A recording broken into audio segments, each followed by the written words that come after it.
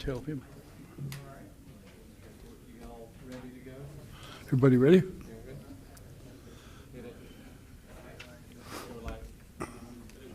We're live? All right. Good evening, everyone. I'd like to call the KCKCC Board of Trustees meeting to order on this Tuesday, January 20th, 2026. Would you all please stand for the Pledge of Allegiance, which I will lead. I pledge allegiance to the flag of the United States of America and to the republic for which it stands, one nation under God, indivisible, with liberty and justice for all.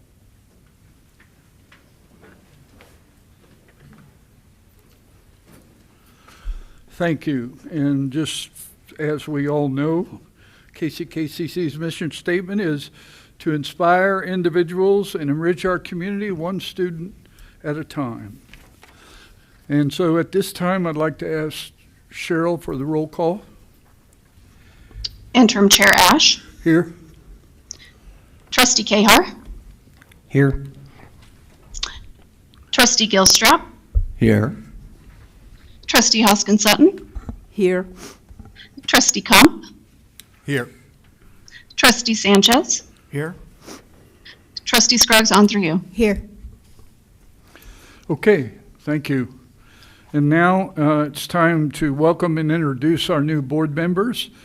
And I think Dr. Mosier's going to Sure, I'll take that. share that with us. Thank you, Trustee Ash. So this is our month where we transition with our newly elected trustees. So we're very excited to have you here with the college. Look forward to working with you over these next several years to advance the college and continue doing many good things for the community. So if you don't mind, I'm just going to go in alphabetical order. If you don't mind introducing yourself and saying a little bit about yourself and maybe what your thoughts are on what you'd like to see with the board. All right. Well, good evening, everybody. My name's Joe Cahar, and I'm truly honored to have been elected to serve on the KCK Board of Trustees. I believe that community college play a vital role in expanding access to education and strengthening our workforce. I also believe that these goals must be met by working in partnership with the community that we serve. I had the privilege to serve this community as a police officer for 21 years, and I was able to get my certification by taking classes through KCKCC. My wife completed her associate's degree through KCKCC, and both of my sons were able to take advantage of dual credit classes offered through partnerships with their high schools in KCKCC. So in many ways, KCKCC has been an asset to many of my friends and family members. And so as a trustee, I am committed to listening, learning, and working alongside my fellow board members, and I take this responsibility very seriously, and I am dedicated to transparency, accountability, and student success. Thank you again for the trust that you've placed in me, and I look forward to serving our college and our community. Great. Thank you, Trustee Cahar. Thank you. Trustee Kump? Thank you, Dr. Mosier. Jeffrey Kump, super excited to be here on the board and be with a group of wonderful people and a lot of diverse backgrounds. I myself have three wonderful little ones who have not attended KCKCC yet, but I'm sure that will cross their paths. My wife was a softball player here. I have plenty of siblings who have attended here and one currently attending here, and it's just a place that's at the heart of the community, and it brings me a lot of joy to be able to assist in the growth of this community here. Personally, I am an attorney, and I hope to bring that knowledge and that skill set of really kind of looking at things very detail-oriented, line by line, however that may be, and hope that can bring a value to the board.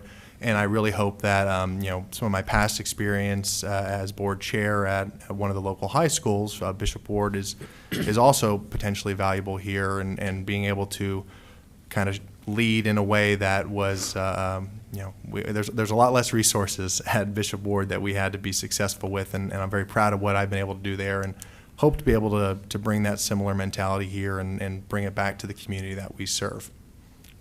Great, thank you, Trustee. And Trustee Sanchez. It is an honor to be here. This is a wonderful opportunity, I think, for all of us. I really believe in my heart that we have a fantastic group of people here.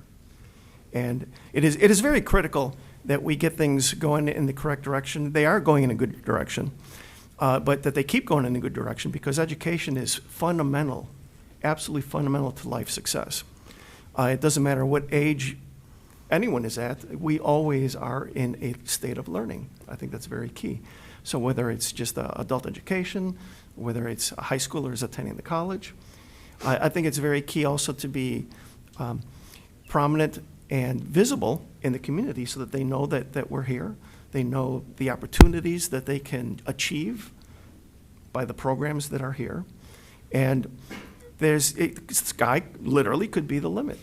And so I'm very, very excited to serve here.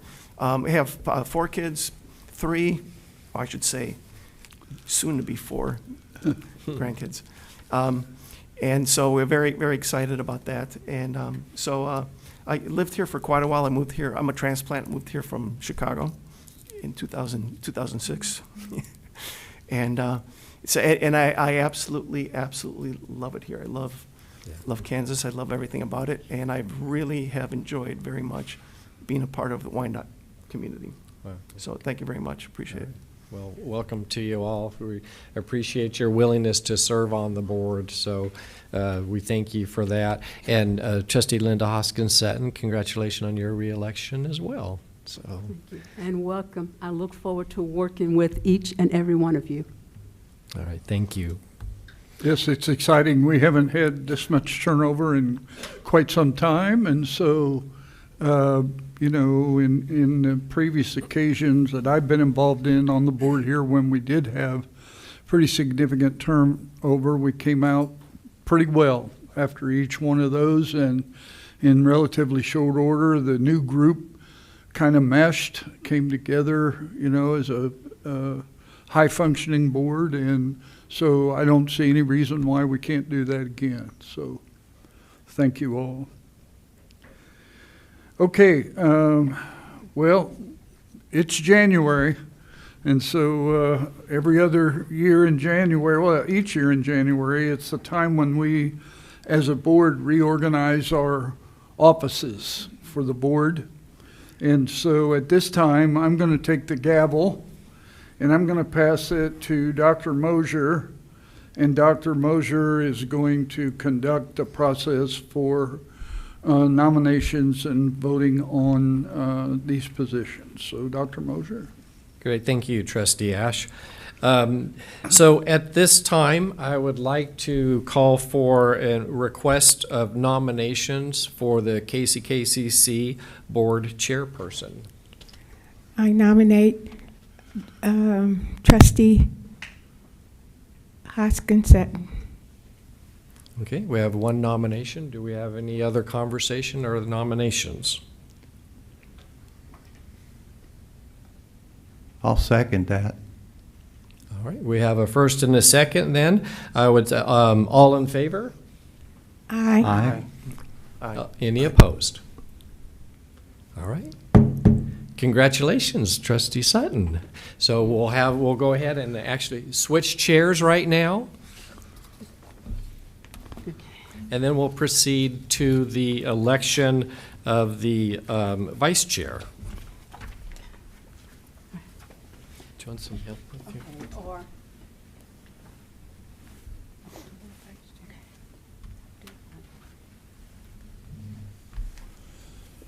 Congratulations. Here's your script. Okay.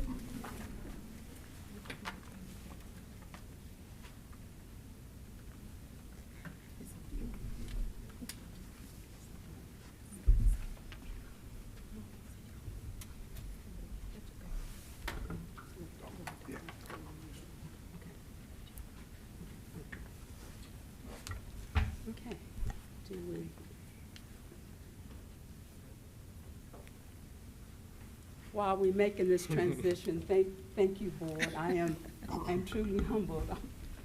You know, I take things serious, and so I'm truly humbled that you're coming on as new people new trustees and your support of me. It means a tremendous amount of to me. So, do I have everything here? Okay.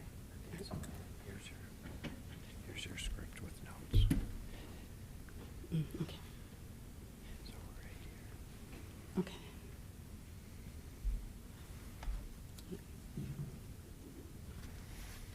So we're. Sorry, I turned 2 pages. My fingers.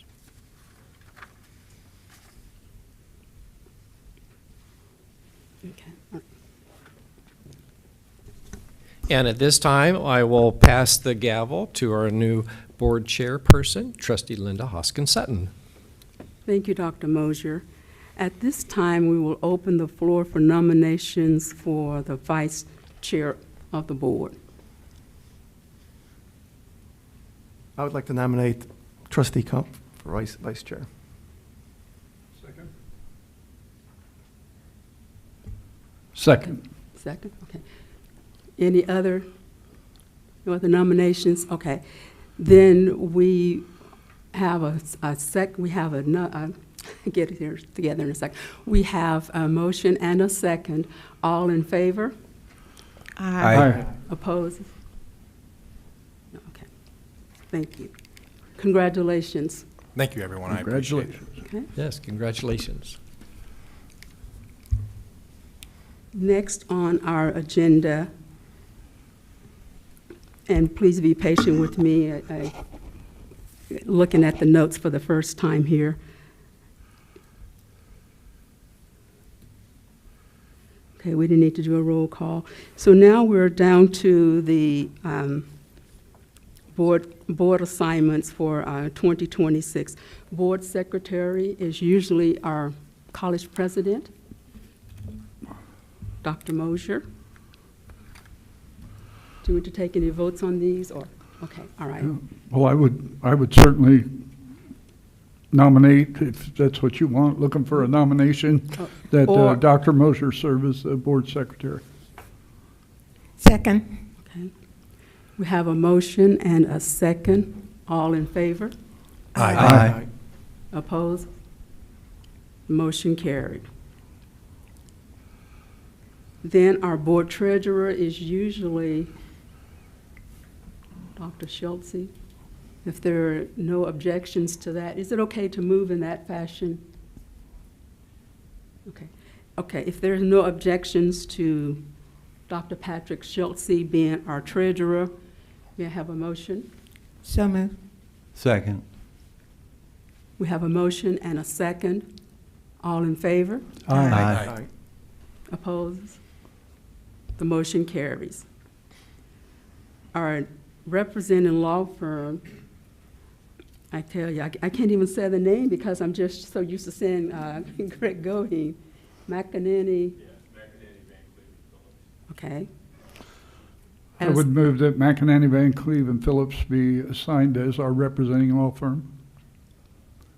So moved. Second.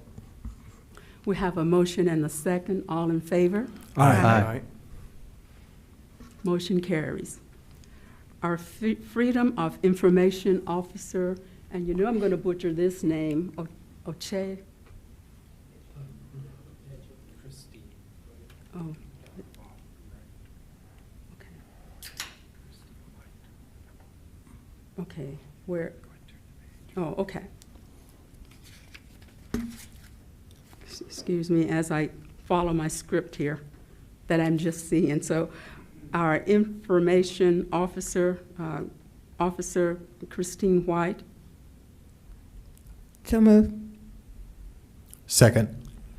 We have a motion and a second for Christine White to be our Freedom of Information Officer.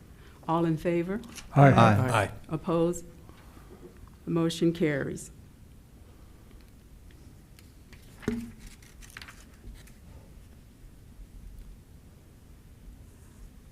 The official college newspaper has been served by the Wyandotte County Echo for several years, and I call for a motion to appoint the Wyandotte Echo as our college newspaper.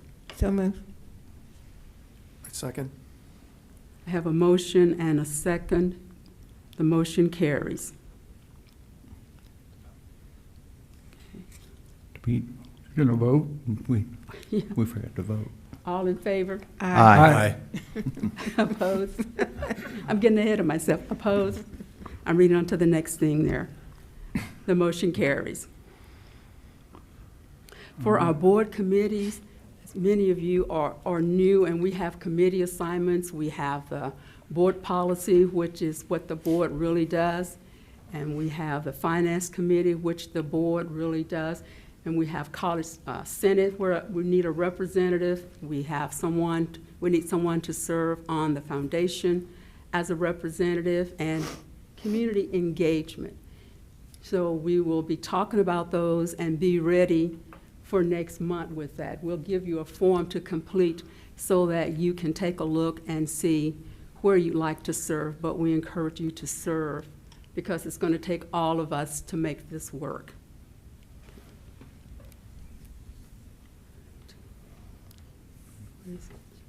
I can get the agenda too here. At this time, I'm called for the approval of the agenda. If you've had a chance to look at it, if there are no changes or corrections, I call for approval of the agenda. A motion to approve the agenda. So moved. Second. It's been, I have a motion and a second. All in favor? Aye. Opposed? The motion carries.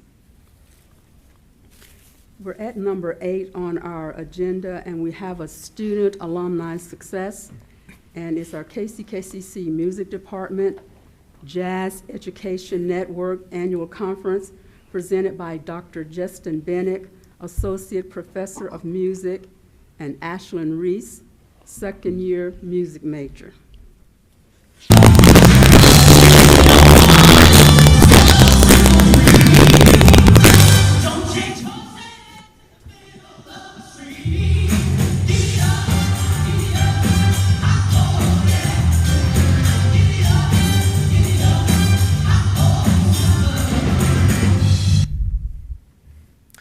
Well, good evening, Dr. Mosier, Dr. Baylog, Chairwoman Hoskin-Sutton, and members of the Board of Trustees. Professors John Stafford, Chris Hazelton, Taryn Gervais, and I just returned from taking 30 KCKCC music students to the annual Jazz Education Network Conference in New Orleans earlier this month. The GEN Conference is the largest conference of its kind, attracting over 4,000 attendees from across the globe, and this was a particularly notable trip for KCKCC.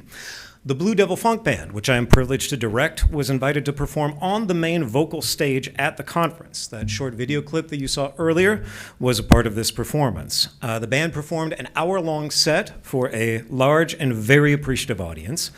KCKCC music faculty members Brett Jackson and Chris Hazelton performed as guest artists on tenor sax and organ, along with the legendary Tom Bones Malone of Blood, Sweat, and Tears, Saturday Night Live, the Blues Brothers, and The Late Show with David Letterman fame, as Bones in the bright Blue Devil jacket, as you can see here. In addition to Funk's performance, John Stafford and I both presented clinics at the conference. John is sitting over there right now. Professor Stafford was part of a session entitled Our Secrets for Success, in which he joined 4 other renowned vocal jazz educators, all of whom work with different ages and levels of students, working with 3 demonstration choirs to demonstrate effective rehearsal techniques. And I co-presented a jazz pedagogy session, teaching beyond the notes, history, sociology, and the soul of the music as an imperative element of jazz education, with Dr. Lenora Z. Helm-Hammonds, Dean of Professional Education at the Berklee College of Music. Both of our sessions were well attended and well received. Professor Stafford and I also received public recognition for being contributing authors to Dr. Helm-Hammonds' new book, Sing Vocal Jazz, Teach Vocal Jazz, a holistic guide to vocal jazz performance pedagogy, which was released at the conference. Additionally, KCKCC students Joel Martinez, Parker Woolworth, and Ashlyn Reese were all featured soloists with the first ever GEN Intercollegiate Community College Honors Jazz Ensemble. an auditioned all-star band comprised of community college students from across the country. Ashlyn is here with me, and as a member of both the Blue Devil Funk Band and the Honors Jazz Ensemble, I'd like her to speak for a moment about her experiences at this year's Gen after a short clip of her performing with the Honors Jazz Ensemble. Came along some chick with great big stockings too. When you changed your mind about me, why I never knew. I guess I'll have to find a new, other kind. I would take my shine.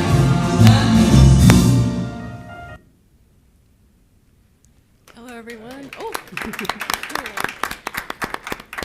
thank you so much. I appreciate it. Thank you for the opportunity for me to speak on my experience at the Gen Conference. It was my first time attending Gen, and I have to say, overall, it was definitely a positive experience. Being a part of the intercollegiate ensemble, my day was full of 5-hour rehearsals in total. So a lot of my experience was within one little band room in a giant room full of different musicians from different schools, and also Richard Burke, who was leading the ensemble. It was an incredible opportunity. I myself have never been able to sing with a big band before, and having this exposure in New Orleans, of all places, to sing jazz for other jazz musicians was truly an incredible opportunity. But I think my greatest takeaway from this experience was meeting other students from around the country, different schools and different places. Being hounded by people after performances, asking me about where I go to school and about all my professors and stuff like that. I remember 1 minute. Whoop. I guess, is that my time? Okay. No, you can finish. Thank you. Wrapping up very shortly here. The bottom line is that this was incredible, and in many cases it was a life-changing trip for our students who attended 4 days of wonderful concerts and educational workshops. On behalf of my colleagues and our students, I want to thank you for allowing us to do what we do. One final very quick story.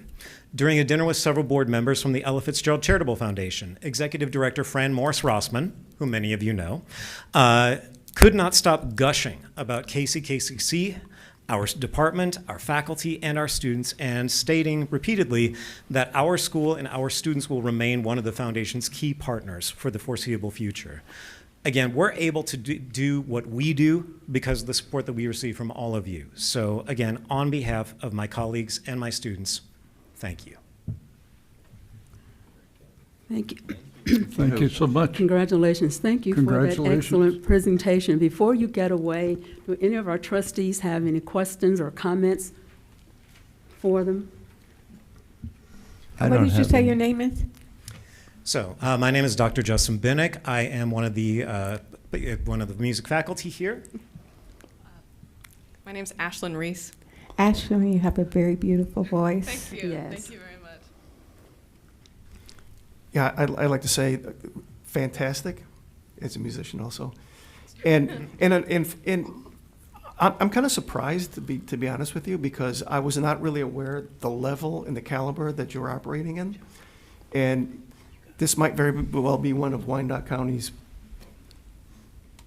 hidden gems, hidden treasures that I think would be well served in the community, getting out and playing and letting people hear you. We do what we can, and we intend to do more of that as well. So. Dr. Bennett, could you spend 20 seconds talking about the awards through the Downbeat magazine, just number and comparison? I will happily do that, Dr. Mosier. I thought you might. But. To the point of kind of recognition that we've received as a department, Downbeat magazine, which is the largest circulation jazz and blues magazine in the United States, has been doing student music awards for nearly 50 years at this point. And a number of years ago, they started doing community college awards. And over the past 9 years, KCKCC students, ensembles, and faculty have received Student Music Award recognition from Downbeat Magazine 67 times in the SMAs, which is over twice as many as any other community college in the United States. and is only bested in total by a very, very small number of schools, places like the University of Miami and the University of Northern Colorado. So we've been very, very fortunate to receive some pretty fantastic recognition for what we do, not just in music, but also in audio engineering as well. Thank you so much, and we appreciate all that the music faculty does for our students. You give them such great exposure, and we appreciate that because it takes a lot of time. Not only are you in the classroom, but you're in the community and you're across the whole United States, and we appreciate that. Thank you so much. Thank you. At this time, we have audience to patrons and petitioners. If we have someone in the audience who needs to speak, and then we will recognize if there's someone online. If you're in the audience and you're wanting to speak, there's a 3-minute limit, and we need you to state your name and address. Do we have anyone? We don't seem to have anyone here in person. Do we have anyone online? We don't have anyone online. Okay.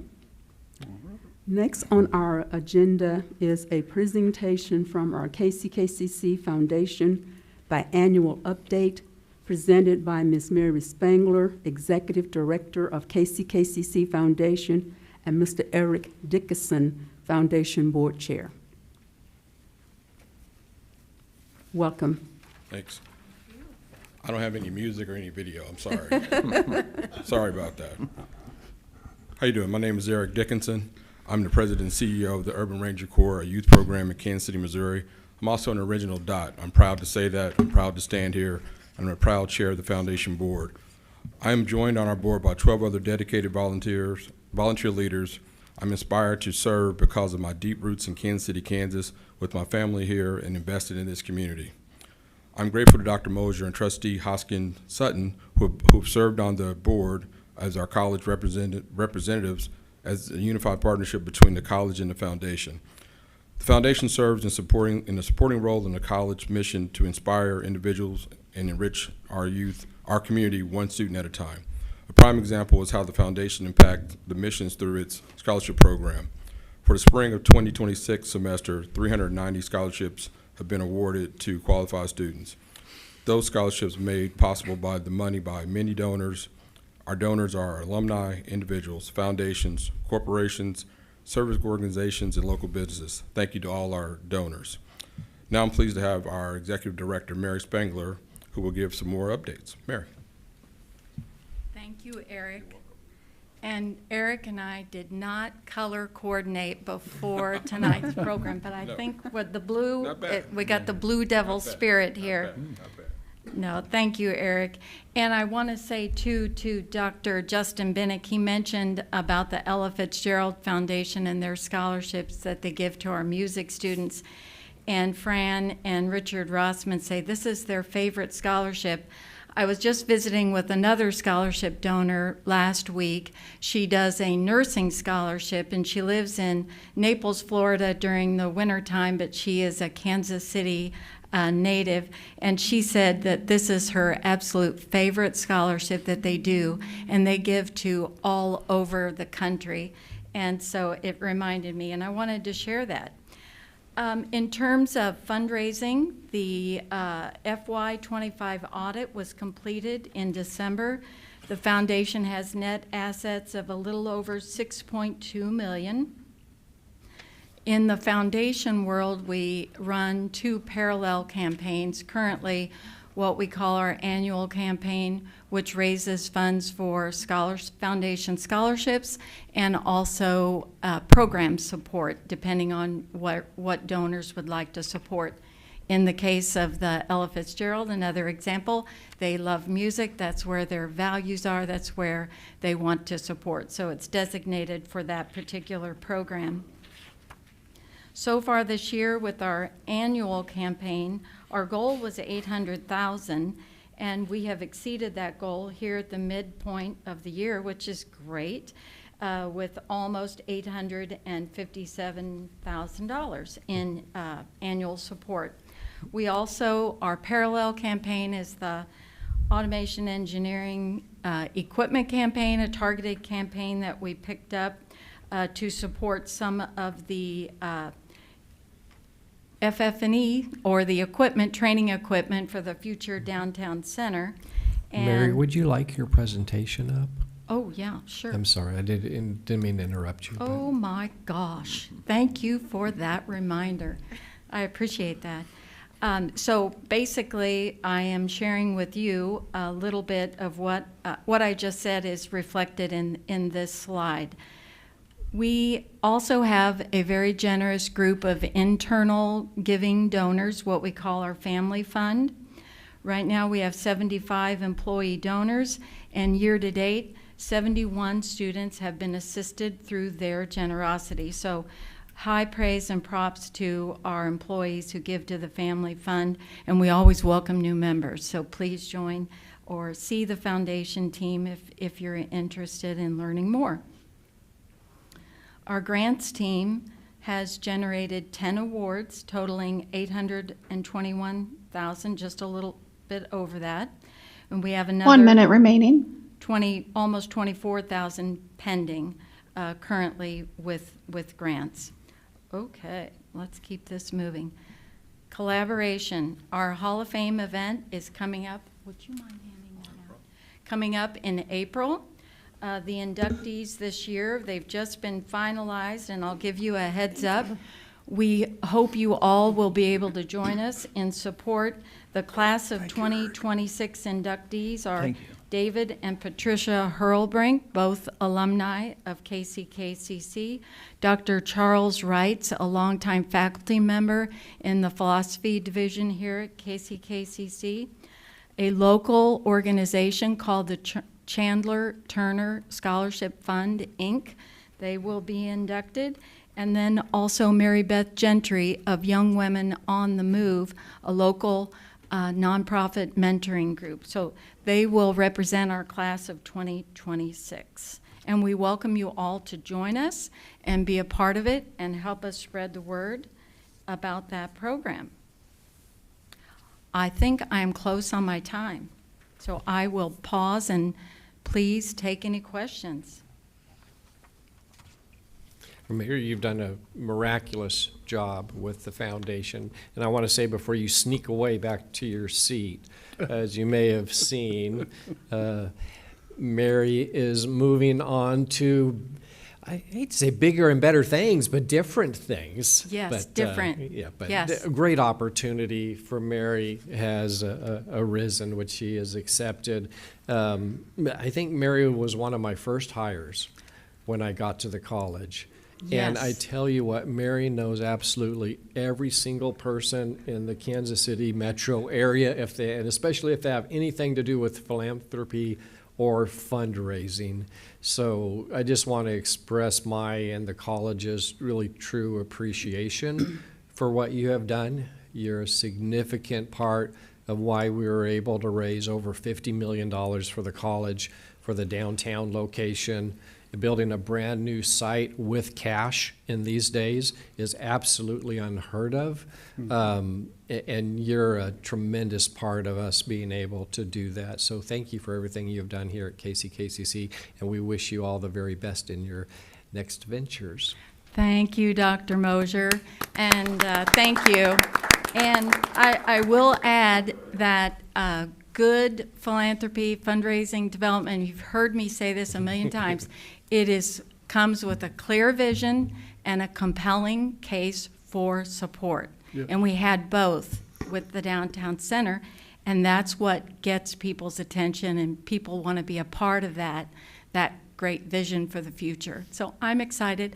I hope that you will invite me to the ribbon cutting when that takes place. Also, too, I am going to stay involved to the degree that I can, because there's nothing more that I want to see this place prosper, thrive, and grow. So I'll be there. Awesome. Okay. Good. Thank you. Don't walk away Oh, yes, ma'am. just yet. I will probably echo some of the same things Dr. Mosier said, because I've seen the growth over the years. Are there any other comments, or? Yeah, I just wanted I to. knew you were getting ready to say something. Thank you. I wanted to just say that one of the most exciting things, while I'm new here and doing the research in the school when running for office was, Mary, your name came up a lot, and all the good I hope work. it was good. No. Most of the time. But all of the work that you've done and the successes with this school, I mean, I'm echoing what everyone has said here, but for someone who was coming in and my impression of you and what you've done to the school was just immediately felt, I just want to thank you for everything you've done. Thank you, Trustee Kump. Thank you. Appreciate that. If I could take 30 seconds. Do it. 30 quick seconds. I'd have to say, to serve on the board, you've made this easy. As a volunteer, a lot of times these things get hard. You've made this extremely easy. I don't dread any of the things you ask me to do. You always have me prepared, and I really appreciate working with you. I'm going to miss you. I am too. Thank you, Eric. Thank you. Yeah. All right. Thank you. Thank you. I still have something to say. Come back. Come back. It's just he had started to say something first, and I wanted to acknowledge that he had started his conversation first.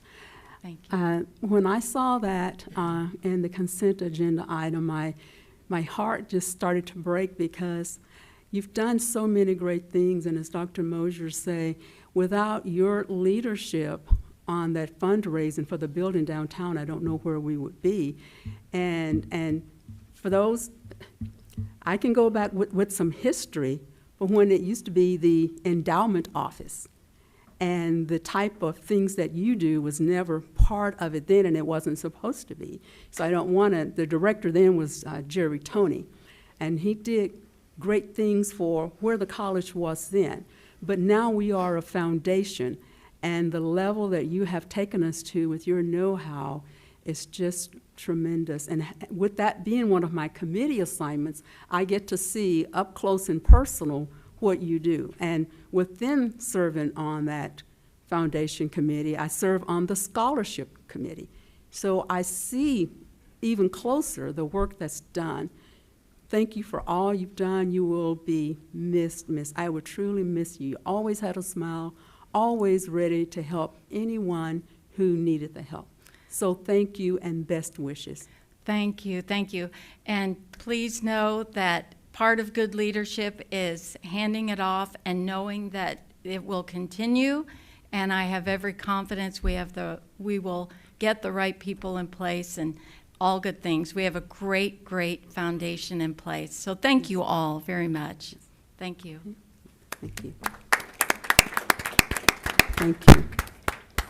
Next on our agenda is communications. It's our 2026 annual calendar of presentations to the Board of Trustees presented by Dr. Mosier. And just for a second, Dr. Mosier, for our new trustees, this is something that Dr. Mosier kind of put in writing for us to help us know what's coming through the year as far as reports and everything.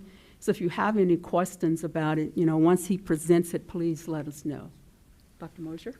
Very good. Thank you for that. So in the board packet, and I believe Cheryl has sent you electronically, I have some smaller prints as well. We were trying to get it to print on tabloid, which they were now successful.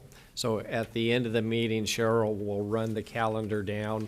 And it just goes, it has month by month.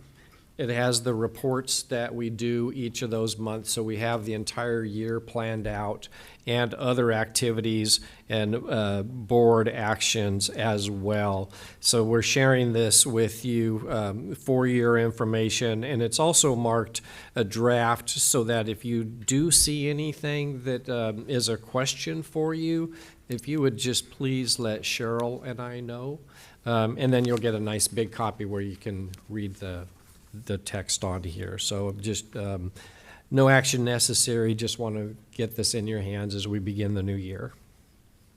Okay, thank you, Dr. Mosier. Also in communications is the reminder of our Board of Trustees retreat, Quarter 1, presented by the newly elected chairperson. And that's me, and I don't really know, I guess being interim, you all had started planning because we already have a date for it. Did everyone? Yes, you want me to? February 14th. I'm not sure what's been planned. I can help with that. Okay. So, We hadn't planned anything. The email came out suggesting 2 dates.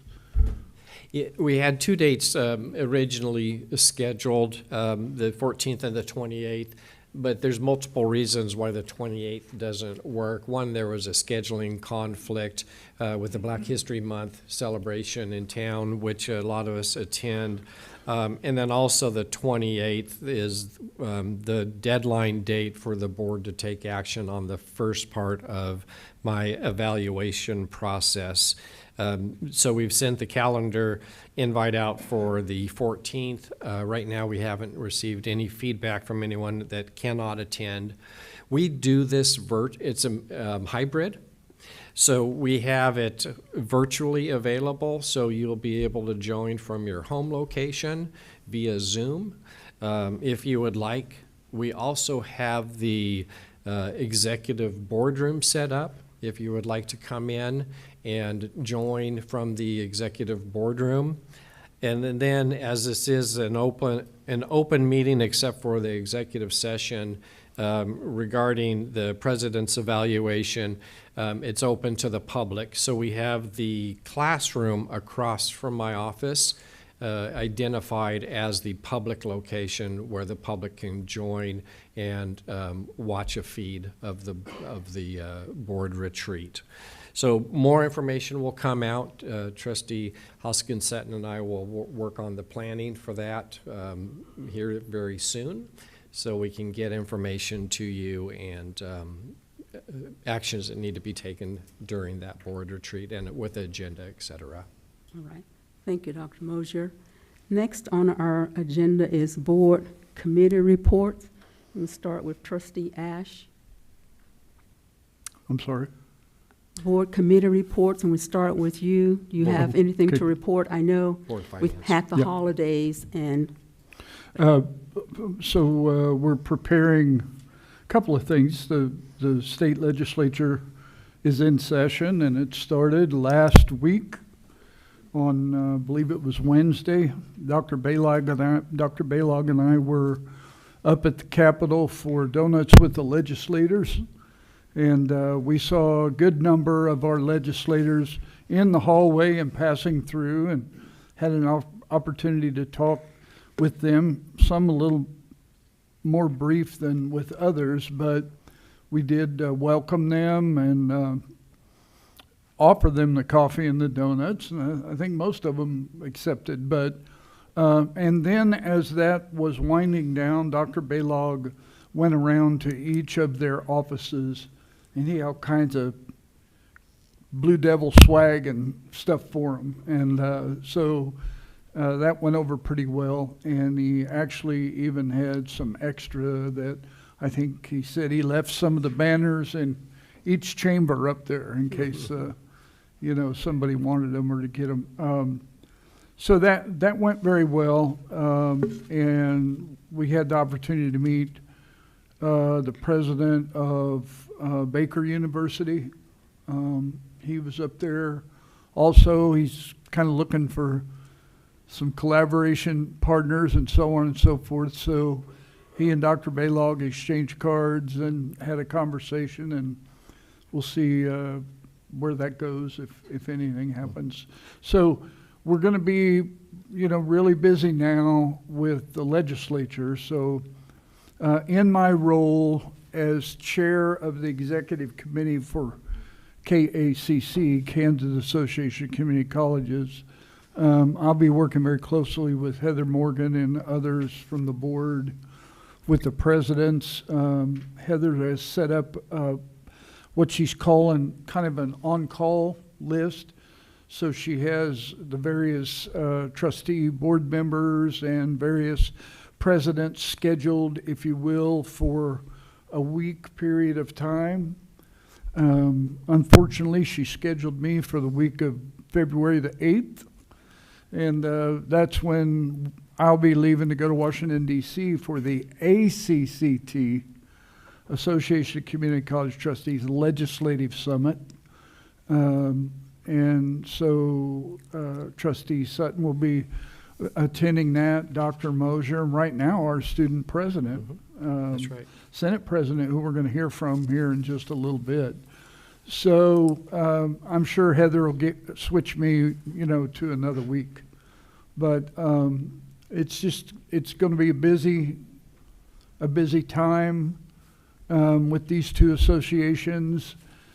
And it's also going to be a busy time for this board. We have much to do, as our chair has pointed out, with respect to evaluation of the president, recommendations on, president's contract, notifying our intent to extend his contract possibly or not possibly. We certainly don't want to think about that one.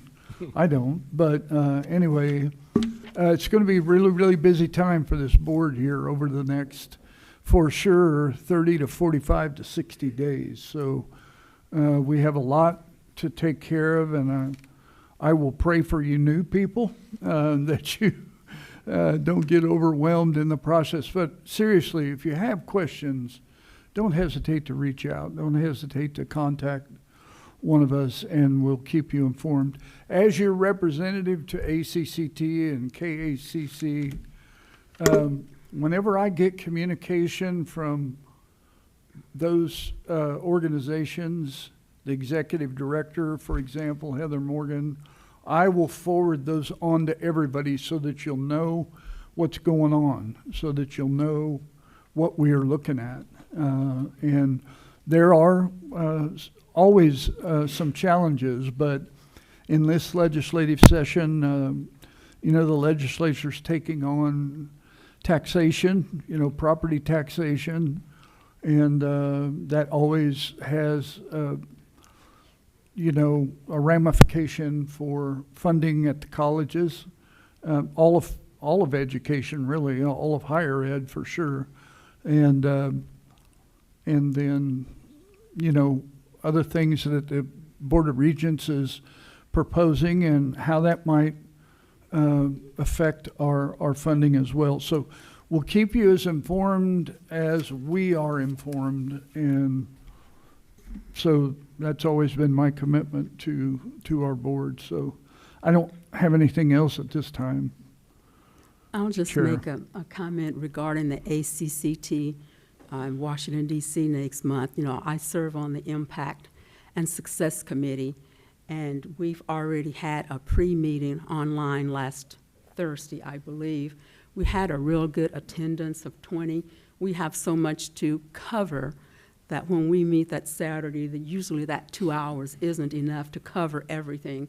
So we did our introductions for the new people who are going to be on the committee, and then we'll meet. Is there any questions or anything for Trustee Ash or myself?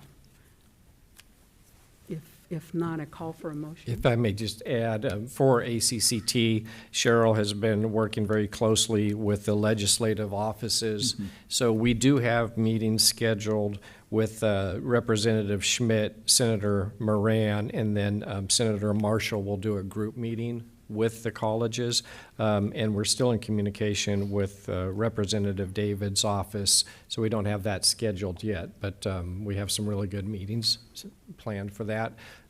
Also met with Merchant McIntyre today.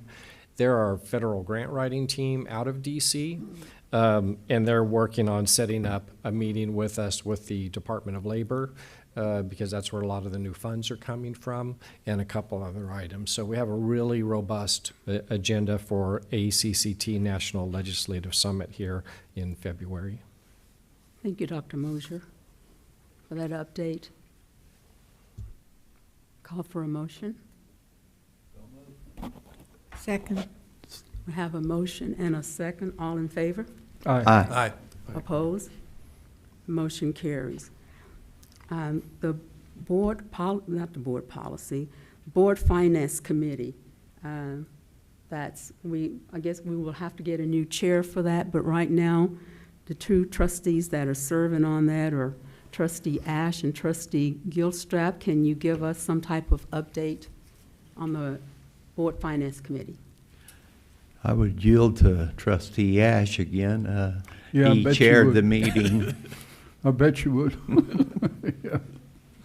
Well, again, it's a pretty consistent and typical meeting, and I just want to point out in your board packet, there are a number of reports on our finances and so on and so forth. One of the key ones is one of the first ones there, which really tries to serve as a dashboard for you to let you know what the key items and issues are that with regard to revenue or expenses, talks about, what opportunities. It's kind of a bit of a SWOT analysis, mini SWOT analysis, if you will. Anything on on our radar, on our horizon that could be a potential threat. You're going to find that in your packet way at the back. I'm just about going to find it for you here. It's on page 64. Let me get my glasses on, that might help. 84.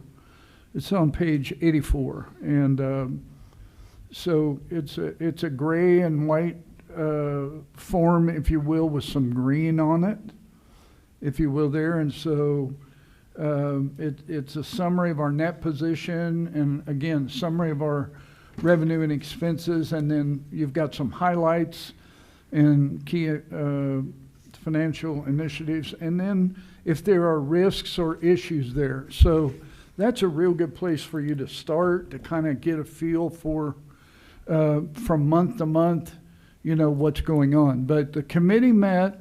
We reviewed all of these forms that you will see as part of the board packet.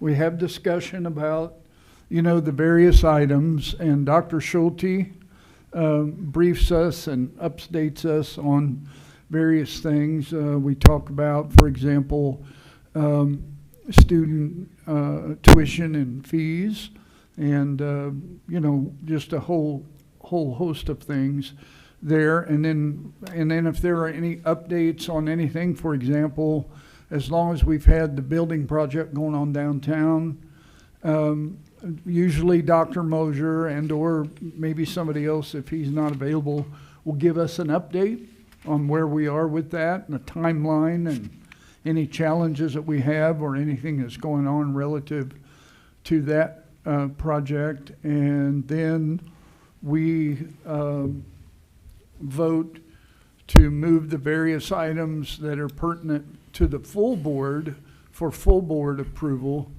And so that's what you see when you get the board packet.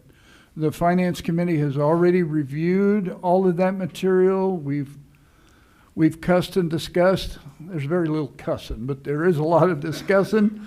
And we question and we get updates. And if there's something that's identified, Dr. Schulte will verify it or check it out, or Dr. Mosier will, and he'll get back to us and let us know. And then we move those on to the full board for approval. So we did all of that. The long and the short of it is we're in a great financial position for this time of the year, certainly the school year, which we're in the middle of, and then, of course, our calendar year. So we're in a strong financial position still, and we are prepared to move forward to finish up that downtown campus and pay for it, as Dr. Mosier said, and pay for it without either bonding or raising taxes on the taxpayers. And so it's just, as Dr. Mosier said earlier, it's virtually unheard of. $50-60 million project that you don't bond, okay, that you pay for with cash. So we covered all of that in the meeting, and again, we approved moving all of this forward to for your review. And Mark or I, either one, or even Dr. Mosier, will be happy to answer any questions that you might have. And also our Chief Financial Officer, Dr. Patrick, over there, because he'll be coming up, giving a report. And as the person that's eye to eye with our finances every day, he is a good resource that you need to get to know and speak to as well. Thank you, Trustee Ash. Are there any other comments and concerns? I know this first meeting is a lot of information, but as we go along, we want to bring you along so that we're all up to speed and so that you understand what's going on and you know the questions to ask. And again, to Chair Sutton's point earlier, you know, she's going to be making committee assignments next month. So if someone has an interest, a particular interest in this committee, she wants to hear from you, I'm sure. We try to get 2 to 3 trustees on each of these committees, you know, because sometimes it's, you're not sure, or something may happen, as has happened to me. You end up in the hospital or something, you can't make it, or you can't attend, even virtually or whatever. And then, of course, the chair's ex officio on all these committees and can attend if necessary or if needed. But if you have an interest, not only in this finance committee, but any of the other committees, be sure you let the chair know. I think you can ready to say something. Chairwoman, my question was just about how many members would be on the finance committee, and that was answered. So thank you. Okay. And also know that what you heard the number of committees that we have. So normally you're going to serve on more than one committee. So you don't have to say, oh, I really want budget, but I want another one. You serve on 2. And if I may, on the board finance, we really would like to try and get 3. In case one person is out, then we have a quorum. Yeah. Otherwise, we're not able to move financials forward to the full board. Right. And that's the same thing with policies as well. Yeah.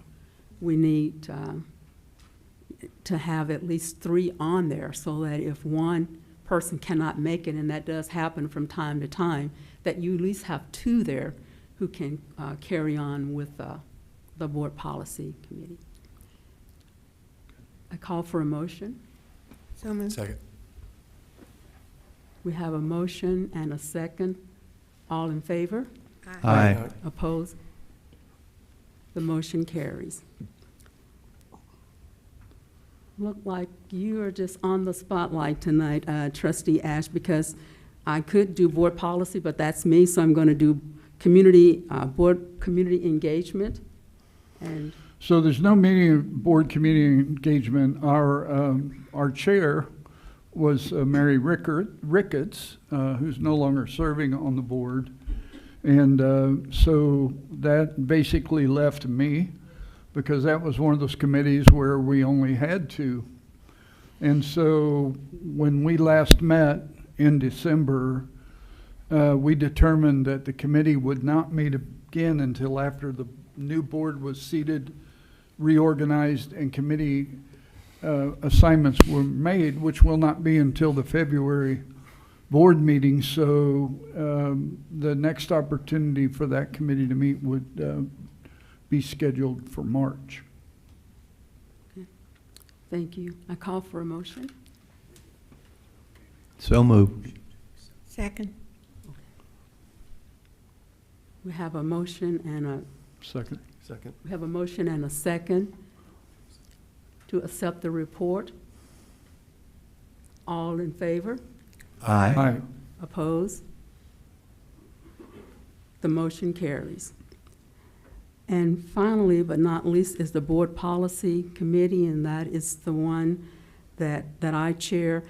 And Trustee Dr. Brenda is on that one as well. And our other person who served was Mary Ricketts. So we will be needing another person on that. And also, we don't meet when the senates are not here. That's so faculty senate is not here, so we do not meet in the summertime, and we do not meet in January. And the way the dates are falling, I'm not sure if we will meet in February either, because our meeting won't be until after that. We'll see. But we do want to get back on the policies because I know HR has some things for us to look at. At this time, I call for a motion to accept the report. So moved. Second? I have a motion and a second to accept the report. All in favor? Aye. Opposed? Motion carries. Next on our agenda is the consent agenda. And this, I know for our new trustees, you have any comments or concerns about this? We do not vote on these individually. We vote for all of these. Put my glasses on so I can see here. Items A through D, but that doesn't mean that we can't separate something out if you have questions or want to delay voting on something. So before I call for a motion to accept the agenda, consent agenda, I want to give you time to voice any concerns or comments you may have about the consent agenda items. Okay. Call for a motion to accept the consent agenda. Move approval of the consent agenda. Second. I have a motion and a second to accept the consent agenda. All in favor? Aye. Aye. Oppose? The motion carries. Next, we have our Student Senate report, and we're glad that you're back. As Mr. Nathan Leo Solano, did I pronounce that correctly? Student Senate President.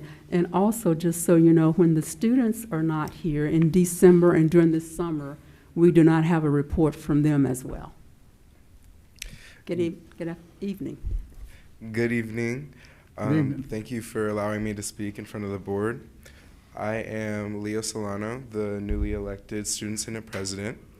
I'm excited to serve. I have been born and raised in Kansas City, Kansas. I'm proud to be a native to the dot. I come from a long line of people who have attended KCKCC.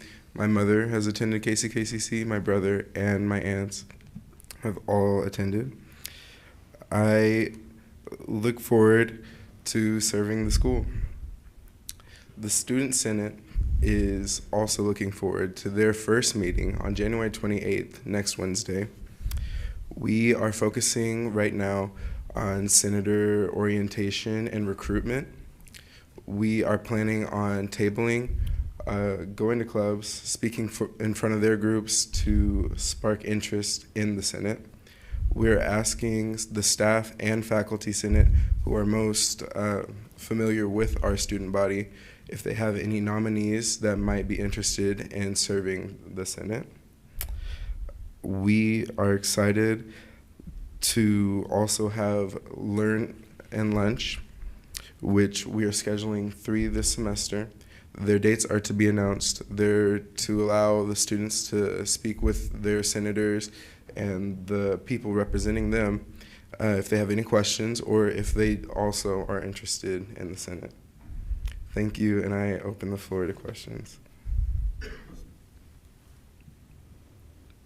Any questions? Leo, I'd say welcome. Thank you very much, and congratulations. The Student Senate President for this year had to step down for some other obligations in December. So the Student Senate body had an election, and Leo is our new Student Senate President and will be attending the ACCT Legislative Summit with us in Washington, D.C. and meet with the legislators and everything. So welcome, and look forward to working with you. Thank you. Be prepared to tell your story. Yes, Thank and you. about all your family members that have attended KCKCC. All right, move approval of his report. So moved. Second? Hearing a motion and a second to accept the report. All in favor? Aye. Opposed? The motion carries. Next, we have the President's report. Dr. Mosier? Thank you, Chair Sutton. Boy, being January, welcome back to everyone. It's really good to see, as I drove onto campus this morning, a full parking lot and students hustling and bustling around, and it's great to have our new trustees with us as we start this new calendar year. It has already been mentioned, it's a very exciting time for KCKCC, and there's lots going on. I do have to say that also I love to hear the stories about those who are with us tonight and all their family members who have attended KCKCC. That really talks about the community impact that we have. So I just love hearing those stories. I want to take a moment and thank Dr. Baylog and everyone else who ran the December meeting of the Board of Trustees, and Dr. Baylog for stepping in as acting president while I was out during that time. I appreciate everyone's efforts for that. And a lot of you may be asking, well, why does Dr. Mosier have an iced tea case? And it's empty, so I'm sorry you don't get any iced tea tonight. Darn it. But there was a national, actual worldwide competition with a brisk iced tea, and for the cover of this new package. And the person who won this is a gentleman called J.T. Daniels. J.T. Daniels is a local artist. He's a KCKCC alumni and attended the Fringe Benefits of Education, FBOE, over there with Mr. Suggs. And we were getting ready for an event at the end of the last semester, and Roger shared this with me. So one of our KCKCC students has his images being all over the world as these iced tea packages get shipped out to the consumer. So that's something really big. Again, it just demonstrates the impact that we have. Lots of good news that's taking place. We just received on Thursday, the Senate passed the $3 million Community Development Project funds with Senator Moran and through the NIST grant, National Institute for Science and Technology. So we received $3 million. It will now go to President Trump's desk for signature, and that is for additional automation engineering technology equipment for the downtown site. So that's another $3 million that we can add to our fundraising efforts. Also speaking with Merchant McIntyre today, they have met with Representative Schmidt, and he very much looks forward to supporting a project for us for the year 2027.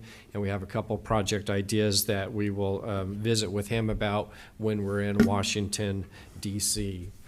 Moving to enrollment nationally, the fall 2025 enrollment across the country, according to the American Association of Community Colleges, grew by 1.2%, primarily driven by community college enrollment, which was right at 3%. So I'm happy to say that fall 2025 enrollment for KCKCC was approximately 5% in head count and 8% in credit hours. So that is more than double the increase that is the average for community colleges across the country. And a lot of effort goes into making that happen, and what we're doing with our new student enrollment management processes and such. Last week, there are a few of us that were able to attend the Lansing Community Development Council annual meeting. I serve on the board of directors for that and was actually elected for my third term, so that'll be years 7 through 9. Good representation for that. We're one of their top sponsors, and as we look to expand our efforts in Leavenworth County, that's a good place for us to be. Today, we hosted the, I'm going to get the name right, so I'm going to bring up the agenda, a national summit over at the Technical Education Center, powering the EV workforce, apprenticeships, and pathways. It was a site visit. KCKCC was selected one of 5 colleges across the country to take part in this. We were handpicked by AACC and received $200,000 to document the process of what we have done in the development of the skilled maintenance technician program with Panasonic and registered apprenticeship. So in those 2 years, we'll run 200 students through that, and I think we will surpass that. We had people from all over the country. Their senior vice president for workforce development, Jen Worth was here from AACC. We also had representatives from Advanced CTE, their national office. We also had the National Association of Workforce Boards. We had representatives from Panasonic, the Workforce Investment Boards, Workforce Partnership, and you name it, the high schools and others across the country. This is a really big deal because we are the first institution, and only 3 are going to be highlighted in the entire country, of working on these hubs with the American Association of Community Colleges. And the output from our work is that we will create a curriculum guide, the do's and the don'ts, the good, the bad, and the ugly on what it took to put together such a robust partnership with Panasonic. So that book can be picked up by any community college in the country for free and implement a battery manufacturing training program at the community college. So the work we do will be spread across the country and used as a national model for that. KCKCC, we truly are at the forefront of innovation, technology, and instructional design, and we're being recognized for that just all across the board. We know KCKCC has a really strong economic impact in the community. I'm not going to get into details tonight because we have a lot of details tonight, so we'll save that for another time. But the latest study that we did is in 2022. So we will bring on Lightcast, which is a national organization who's best known for doing economic impact studies, to get an updated study for KCKCC, our service region that we serve, kind of in the metro region where most of our students come, but also specifically for Wyandotte County and for Leavenworth County. So we'll have that moving forward. Again, on the national stage, tomorrow I'll be presenting to Northwest Arkansas Community College Student Housing Committee, which is about 35 people within the institution and outside the institution, to discuss how we built, why we built Centennial Hall the way we did. Because they're looking at student housing and people are coming from literally states away to look at Centennial Hall. So again, serving as a national model. In your packet tonight, you have the KACC 2026 legislative priorities. You'll see that here. And if you'll, when you have the opportunity, take a look at page 2 and page 3, and that's where the bold underlined topics are for our legislative priorities. Some of the main ones are making sure that we remain local control. There are some movements within the state to move that to a state level, which takes away our ability to best serve our community. Of course, property taxes will be discussed. Funding, there's multiple funding sources that we have through the state in different types of formats and purposes. So we want to continue to support tiered and non-tiered programs. That means academic and technical. The tiered is technical, the non-tiered is academic. You'll see that on the horizontal chart that I provided. SB 155 is Excel and CTE funding for high school students to get a degree while they're still in high school. So that is something that is major as well. I'm going to transition from this, and please ask if you have any questions. On page 4, a couple years ago, I provided an example to KACC on the negative socioeconomic burden it takes for a student who completes a degree at a community college and gets their 60 credit hours and then goes to a 4-year university and will take the same course, even say English Comp 1, and the university makes them take that over again. So the economic burden that it puts on those students. So we're really working for the universities to accept more of our credits. The funding projections is this horizontal legal size piece of paper. And you'll see that I've highlighted in yellow for you KCKCC's funding sources under these different topics. So we have business, business and industry, apprenticeship, appropriations, student success, regular capital outlay, tiered funding, non-tiered funding, etc. So on this first sheet, it looks, we're doing pretty well, but that's because we've had increased enrollment here at the college over the last about 4 semesters straight.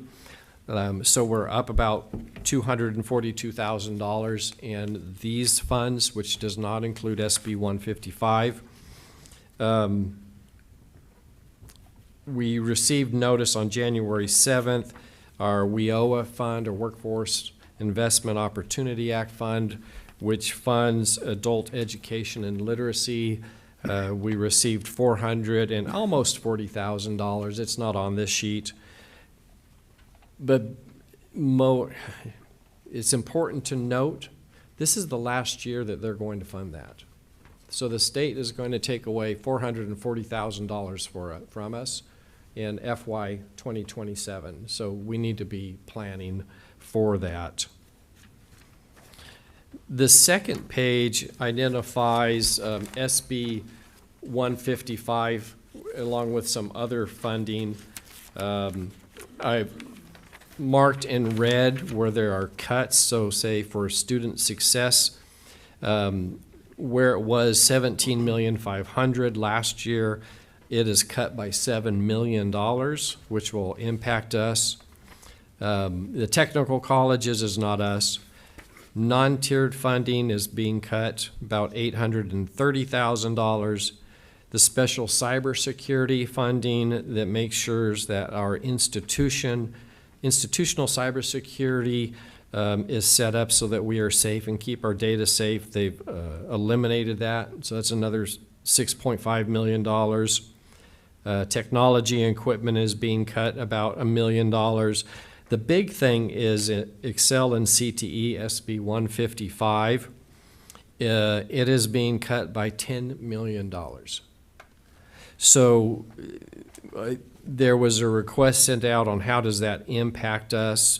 Vice President Pope looked at what they're looking at, and what they're looking at is not funding courses that they used to fund with SB 155 dollars.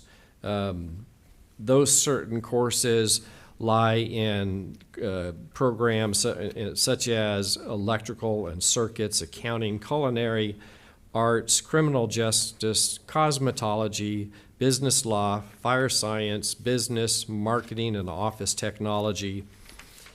Last year, we received about $3.3 million. By not funding those specific courses on reimbursement, that is a $973,000 cut, which is approximately 30% of our funding. So that's a very significant cut. When you add that $980,000 along with some of these other items, state funding is going to be cut significantly. Just that and AEL is $1.5 million in itself. We'll go into this in more detail, but I'm wanting to set that 10,000 foot scenario for you.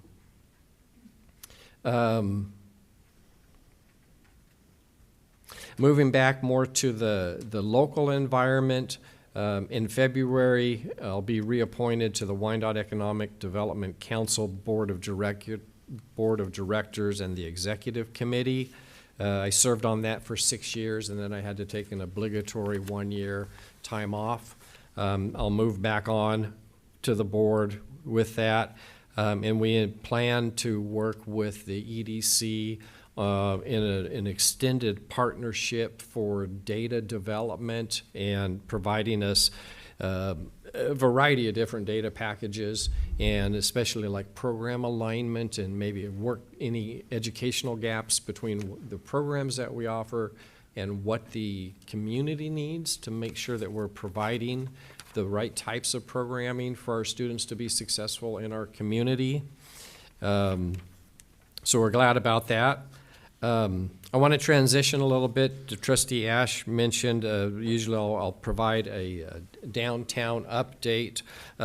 Tonight I've expanded that a little bit more since we have new trustees, and it's been a while for some people that have not seen what the project and scope is. So if you'll bear with me for just a few minutes, we'll transition to the PowerPoint, and then I'll be just about done and wrapping up my report.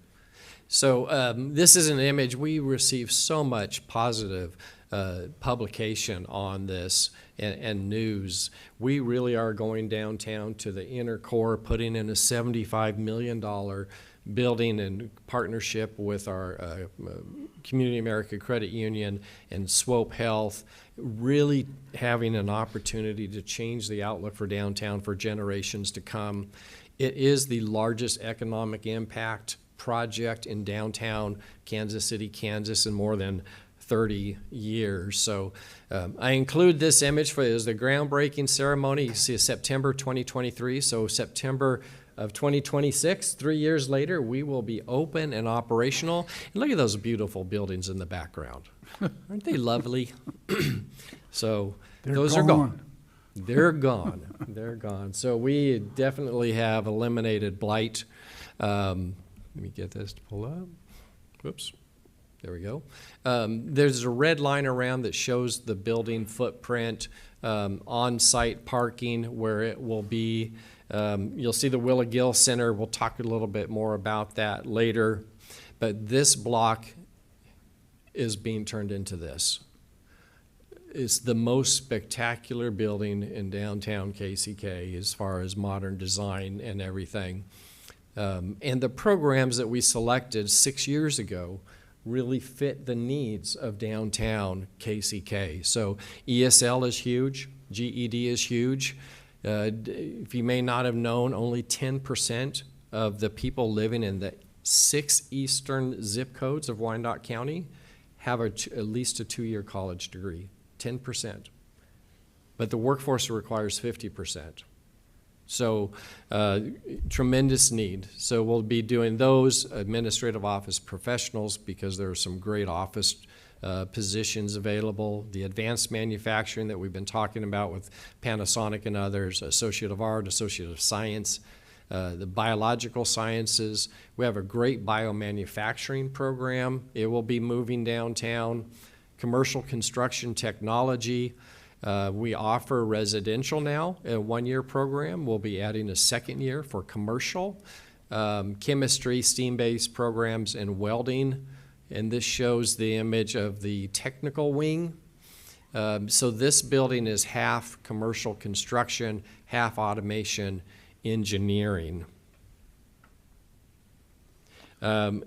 I will, hopefully this is going to play. This will give us a fly through so you can kind of see the entire building in its entirety. This also gives you a view of its layout along that city block. We do own the entire city block, including the Willa Gill, which is the white package there.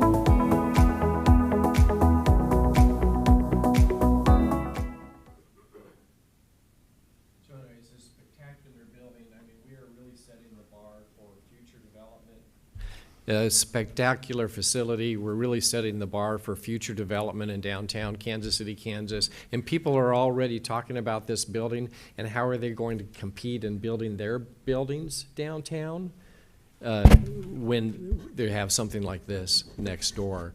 So it's attracting a lot of attention. And again, building a facility like this for cash nowadays is absolutely unheard of. So the construction is going very well. These pictures were taken about in the last week. I'll just kind of scroll through now that you've seen the whole facility. This is looking from 7th Street. This is the patio outside, but it also serves as a vertical transition from the partner building down underneath that area into the technical education wing, advanced technology education.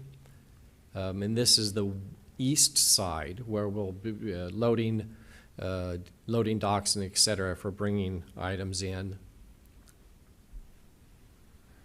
Southeast corner of the Advanced Technology Center. Those windows have, that's where the commercial construction program will be. So it overlooks actually the dirt yard where they'll be working. A little bit closer up so you can see that we have that eyebrow across that front of the building, so inclement weather, students can be out of the rain. If it's really windy, then they can go inside. That's staired, and just to the left of that is a continual gradual slope for wheelchair access. This is as you enter the downtown center from the 7th Avenue area, and that's the triage area for our students coming in, one-stop shop. If you go to the left, you'll be at Community America Credit Union, and then if you go to the right, this doesn't look exactly like this. This will be the Historical Preservation Conference Room for the 7th Street AME Church. Those are the red bricks that were actually saved circa 1880, portion of that church building. The stained glass comes from there. The limestone benches underneath are the foundation stones from the church itself. And you can see there's a special tile inlay that's a replica of what was in the entrance of the church. And these are the actual brick they install. They laid the brick. They still need to be cleaned up. Stanchions added, and you can see where the stained glass and such will go. And this is the inside of the conference room where they're doing the limestone work and everything inside. This was part of the working with the Historical Landmark Commission, some things that we needed to do in order to pull down the church so that we could preserve its history. So it'll be something really special. This is the computer lab up on the 2nd floor. This is another classroom up on the 2nd floor. This is, I think, one of the storage rooms where we'll be able to move, and, bringing items in and out of the facility and shared with our partners. This large room is commercial construction.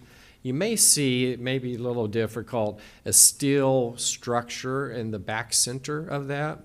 That's 6-inch steel square pipe frame, so the students will be able to work with steel and build a steel constructed structure as part of the commercial.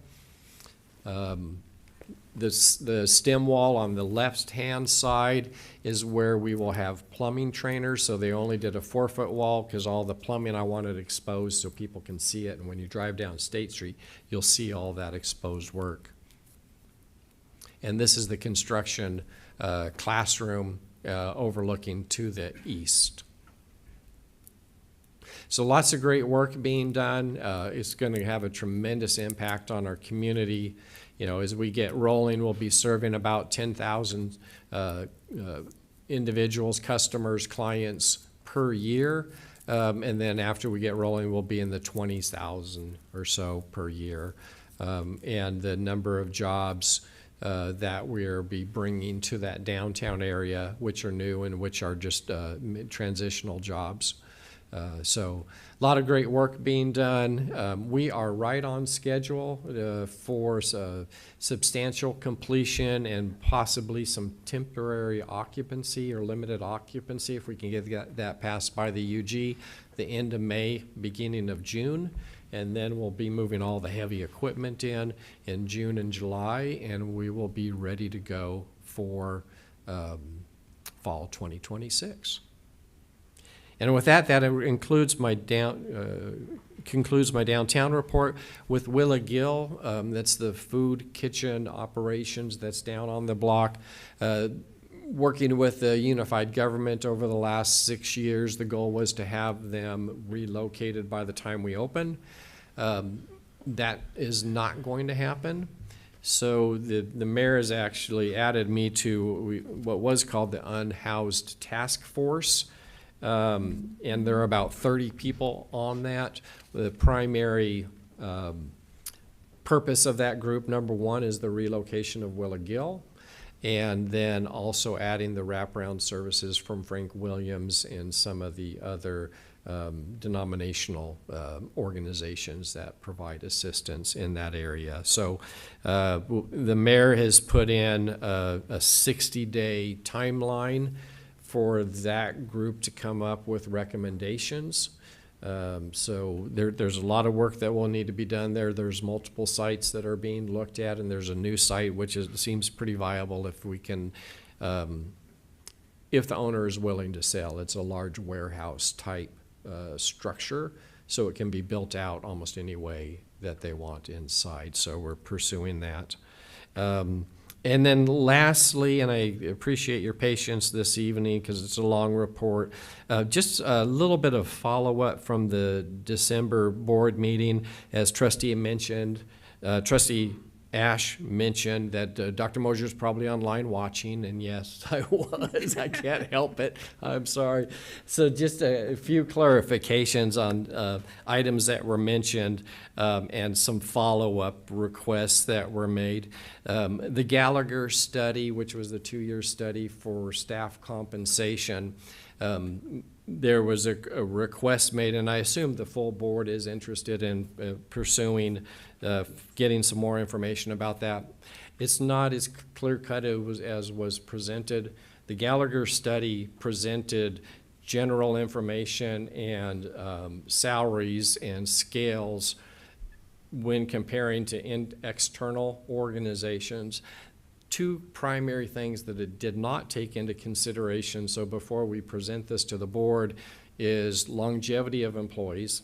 Let's say we have a coordinator 2 who has been here 2 years, and we have a coordinator 2 who has been here 17 years. Right? They're not going to have the same wage, but there was no wage differentiation? Thank you. In the Gallagher study. So we had to go in and make that. And then the other was performance, to make sure that everyone has had solid performance reviews. So we'll take what the Gallagher study recommended, and then when we combined with other things like longevity, performance, and other items, so that you can see the difference on that if that's something the board is interested in staff spending time on putting together. So, I would like for us to just still see the raw data. Well, yeah, yeah, we'll show that. Still want to see the raw data. We'll show that, and then we'll show the final actions that were taken. So we'll have the Gallagher raw data on the individual positions. This will be an executive session. We'll have handouts. They won't leave the building, but we'll have a chance to discuss it. And so you'll see both, and we can talk through that. And then we want to receive it in time so that we do have time to digest it, you know. Let's have some further conversation on that, because the confidentiality and the amount of redacting that would need to take place if that is the case. So it's not a straightforward project. And then the other one was a breakout of finances with the Leavenworth site. Our accounting group mentioned that is available. It's not available to the extent that the board would like. So we would need to go in there and to make some determinations on how do we break that out. We have tuition revenue from students enrolling in the Leavenworth site. That's pretty easy to pull together. But how do we break out state appropriations and tiered and non-tiered funding? Do we do it by head count? Do we do it by credit hours? Do we do it by the percentage that we want to allocate? Because Leavenworth County is our service region as well as Wyandotte County. It's just not a taxing district, but we are obligated to serve that region. So there's a couple things we'll want to talk about a little bit more to make sure that as we're pulling this information together, that it's fitting for what the board's desires are. So they're not as clean cut as maybe was discussed in December, but we can definitely work on those things if it's the board so desire. So happy to do that if they want to continue to us to pursue both of those projects. Is that something the board would desire? Yeah, I believe that would be something, especially for us new trustees. I don't want to speak for them, but I think that would be very beneficial to get a better understanding of how all of the finances are with both sites. So I think we can have the Gallagher study and comparison. We're going to work to have that for the February meeting. And then we still need to determine how do we want to break out revenue and expenses for Leavenworth, because there's multiple different ways to go about that from the higher education system. So if that meets the board's desires, then we'll continue to proceed down that path. Okay. Yeah, I Now, think we should. Okay. Dr. Patrick gave us a good report on the Gallagher, so it seems like we have that. So then all we need is just to see the raw, and we can compare those two versus you trying to make more work to still complete another report. Well, that doesn't, so the Gallagher report raw data does not give you the full story, right? That's what I'm trying to express to the board tonight. When we make final decisions, we're going to look at the longevity of the individuals who are in those different job categories, because their compensation is not going to be the same. And if there are individuals who are in those categories who have very high performance, that's great. But if there are some that may be on a personal improvement plan, right, then those adjustments are not going to necessarily reflect the raw data that the Gallagher study presented, because they don't have access to that personnel data. So we had to make some of those determinations internal. But I'll say we're probably 90–95% with what Gallagher recommended. There's just some variables in there that need to be considered, and we'll be able to put that together for February. Yes, and I think, we know you have to tweak it as far as when it comes specific to what you do, but I think just the raw data would help us to see the comparison.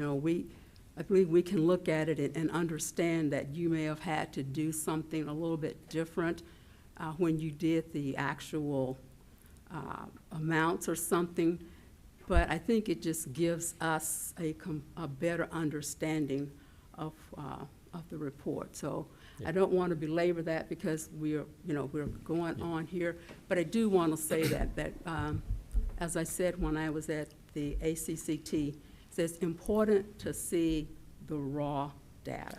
And as I mentioned, we will provide that. Okay, all right. Thank you for the report, Dr. Mosier, and I hope that extensive information about the downtown gave more insight to our new trustees. Are there any questions or comments for Dr. Mosier? So Dr. Mosier, thank you for that report. Something that you said that stuck out a lot was the universities not accepting college credits. That's something that's very impactful to a lot of these young kids who think that they're on the right path and they're not. And so is that something that you're trying to go through legislator to try to, okay. It is, with working with legislation and with Kansas Board of Regents. Okay. It's very typical in states. So when I was in New Mexico, I was at a 2-year branch campus of New Mexico State University. It was easier for me to send my graduates, the 2-year program, to Colorado than it was to Las Cruces, main campus, 70 miles away, because they want that tuition revenue So it could be the same course description, same textbook, and they would not accept the credit hours because their instruction is better, right? So that's kind of it's a 30-year battle, but we will continue to pursue that. Some states have done very well with that. Kansas is behind on that, but we're still going to continue to push for that, as you saw the economic burden it places on our students who want to transfer. Absolutely. Well, thank you for that report. And I was able to have the pleasure to go in that building when it was a church. Oh. And so it's cool to see some of the stuff that I've seen in there before. So that's going to be really neat when that's implemented into Yeah. the new building. So thank you. Yeah, you bet. So I have a question, Dr. Mosier. So in terms of the grants and the funding that you see forthcoming, I'm assuming that that's not reflected in these reports? That's correct. Those are state funding resources, and because those continue to decrease is why we have a really heavy emphasis on pursuing other grants and revenue sources to help offset. And how much do you think those grants will be able to offset the cutting in funding that we're looking at? I don't really have those numbers there. I need to get back into the swing of things, being out in December. Visit with Dr. Baylog a little bit more as he's working very close with the grant writing teams. These cuts will have significant impact on some of the things that we do, and we may need to look at what we're doing and how we're doing things a little bit differently, which is okay, but this will put an additional, have a negative financial impact on the institution. Any other questions or comments? Call for motion of the president's report. So moved. Second. We have a motion and a second for approval of the president's report. All in favor? Aye. Aye. Opposed? Motion carried. Dr. Baylog, if you could wait a moment. I need to have a 5-minute break. If we could we take a 5-minute break?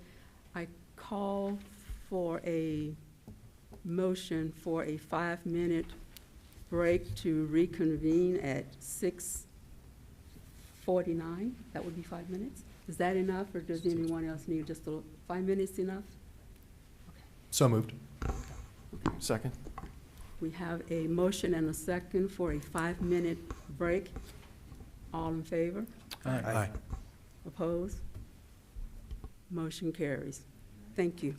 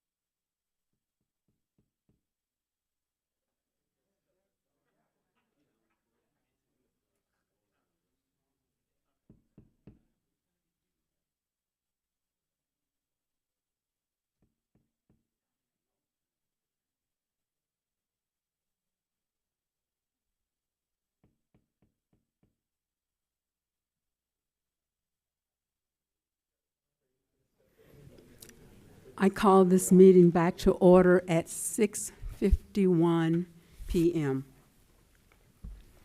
Next on our agenda is Dr. Scott Baylog, Executive Vice President. Thank you, Madam Chair and members of the board, for the opportunity to present this month's update highlighting our progress across 3 areas: institutional strategy, partnerships and community engagement, and operational execution. Now that Christine White, our new Executive Director of Institutional Effectiveness, is in place, we are now actively searching for a Director of Strategy and Data Analysis who will help build bench strength for us in institutional effectiveness and lead and support key data initiatives for the college. Shifting to partnerships and community engagement, for those who are new to the board, this is an area where we excel and surpass our peers in the Kansas City Metro and beyond. You've heard the President mention this earlier. Within the past week, in addition to hosting the EV workforce, powering the EV workforce with the American Association of Community Colleges, we also hosted the Smart Manufacturing Roadshow with Kansas Manufacturing Solutions. These events, they demonstrate the college's direct alignment and collaboration with industry to address employer demand and create clear pathways for our graduates to in-demand jobs. Trustee Kahar, you mentioned about the interest in working very closely with industry, working closely with employers, and ensuring that our graduates are prepared for those jobs. Music to our ears, and we look forward to collaborating with you on that work. These are just 2 examples, and I mention them because you can anticipate hearing more about this type of collaboration month after month. It's attributed to our collective efforts to grow our capacity to address employer demand and raise the profile of the institution. KCKCC is being recognized nationally for our partnership with employers. We've generated significant momentum over the past few years, and we're going to see that momentum continue to build this year with the opening of new advanced manufacturing and commercial construction classrooms and labs in our new downtown center. We've become the education partner of choice in the Metro for employers, particularly those in advanced manufacturing, construction and related trades, and healthcare. But we'll need to continue to invest to grow our capacity to meet growing demand for talent. And this work spans across our service district. That work includes Leavenworth County. Several of us, including Trustees Scruggs and Dreyu, Kump, and Ash, were in attendance last week for the Leavenworth County Development Corporation's annual meeting, where we heard from Jeremy Hill with the Federal Reserve Bank of Kansas City, who shared regional and national trends, economic trends. Everything we do, especially in career and technical education and workforce areas, is tied directly to the needs of employers.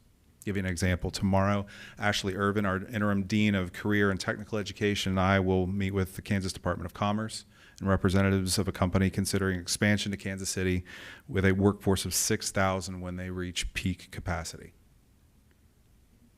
We're at the table. We're also working with our local schools to expedite the path to graduation for area high school students via more focused dual and concurrent enrollment pathways and early college that will be piloted with Kansas City, Kansas Public Schools this fall.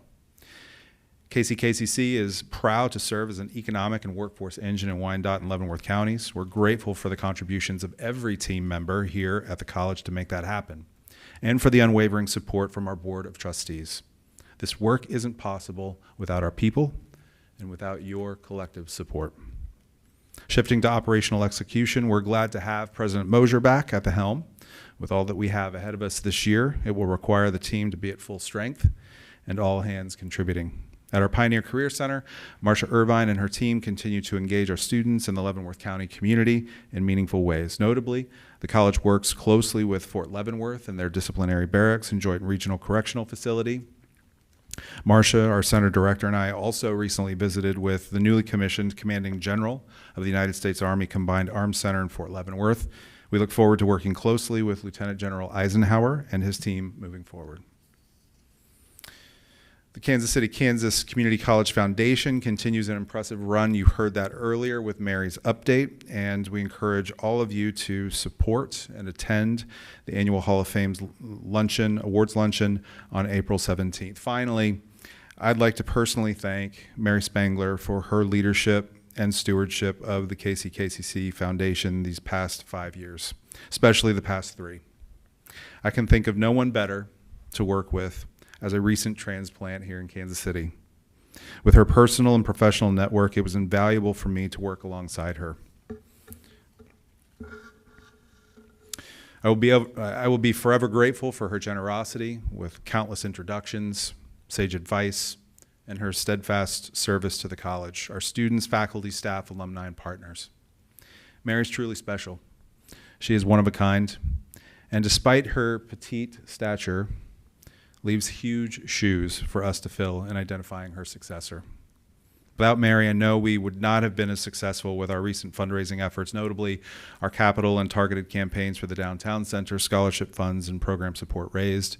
As we've raised the profile of the college, we've also seen Mary raise the profile of our foundation. Thank you, Mary. You will be missed. This concludes my report. I welcome your questions.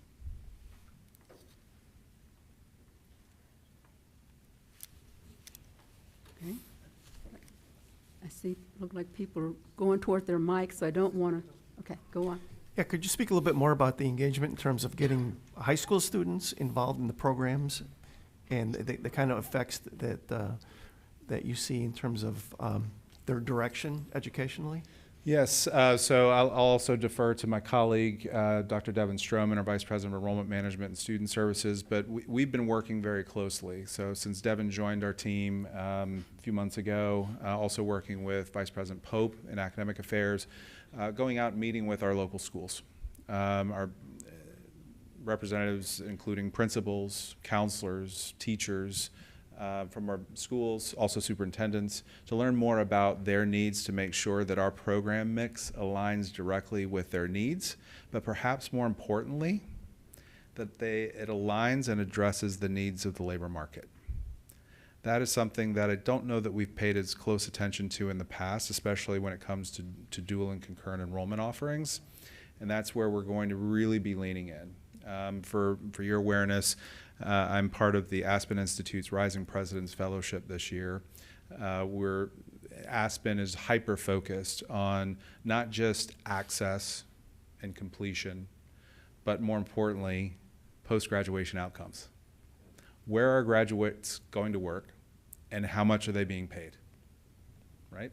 We want to make sure that we're optimizing our return, the taxpayers' return on investment, and making sure that our students, as they're enrolled in classes, they're optimizing their return, right, and the time that they spend, the energy that they devote, and that we're positioning them for in-demand jobs. So we're wanting to focus on labor market demand, looking at data, and then crosswalking our program mix where we're seeing momentum internally, where we've made investments so that there's a direct crosswalk between that program mix and what labor markets need. There are 3 E's when you talk with the local schools that they're really interested in promoting among their graduates. They want their graduates, as they're walking across the stage to pick up their diploma, to either be employed, enrolled elsewhere, or enlisted. And we can help them with 2 of those. And so we're leaning in, working very closely with the schools to create those clear pathways, whether it be to jobs right out of high school. So the work that you're hearing about dual and concurrent enrollment, early college, that's to expedite the path to completion and expedite the path to a job and to reduce the cost on students. We also hope that if they're intending to continue their enrollment with KCKCC, that we make that transition very smooth. And then we're also looking beyond to our 4-year partners to make sure that those pathways are very clear. But the pathway should not just lead to admission to a 4-year program at the upper division level. It should lead to a job on the other side. And so it requires us to work with those university partners to make sure that we're creating that clear path to a job opportunity. And one last question. How many universities partners does the college have? Oh boy, many. So for your awareness, and you may not know, but there are 29 higher education institutions spread across 44 campuses in the KC Metro. So there's a lot of opportunity for us to build those pathways. We're going back and we're actually revisiting. I can get you that exact number at a later time. But we're going back, we're reviewing what do we have in place. Is it in step with what the needs are? If not, let's revisit, make sure that it is. And where we don't have those partnership agreements in place, let's make sure that we have them. And for us, we want to make sure that our students are maximizing the amount of credit that they can transfer with them, that they can take with them. And I'm excited. You'll hear more about a partnership that we've recently executed, and we'll roll out with a ceremonial execution of the agreement and a transfer fair with UMKC. But we're working with our university partners locally to ensure that there's a clear path for our students post-completion here at KCKCC. And we want to make sure, too, that as students are enrolling in their elective credit, that they're knocking out two birds with one stone, right? So that they're getting the elective credit, but also the prereqs that they need for their upper division programming at the university level. We've got to be hyper efficient in the way that we approach this. Thank you. You're welcome. Thank you, Dr. Baylog. Are there any other questions or comments for Dr. Baylog? I do have a quick one. Okay. My question just more so along the lines of the conversations as you meet with the newly appointed general, and kind of what are the goals around those communications and how we kind of progress with the fort there. Yeah, certainly it will be.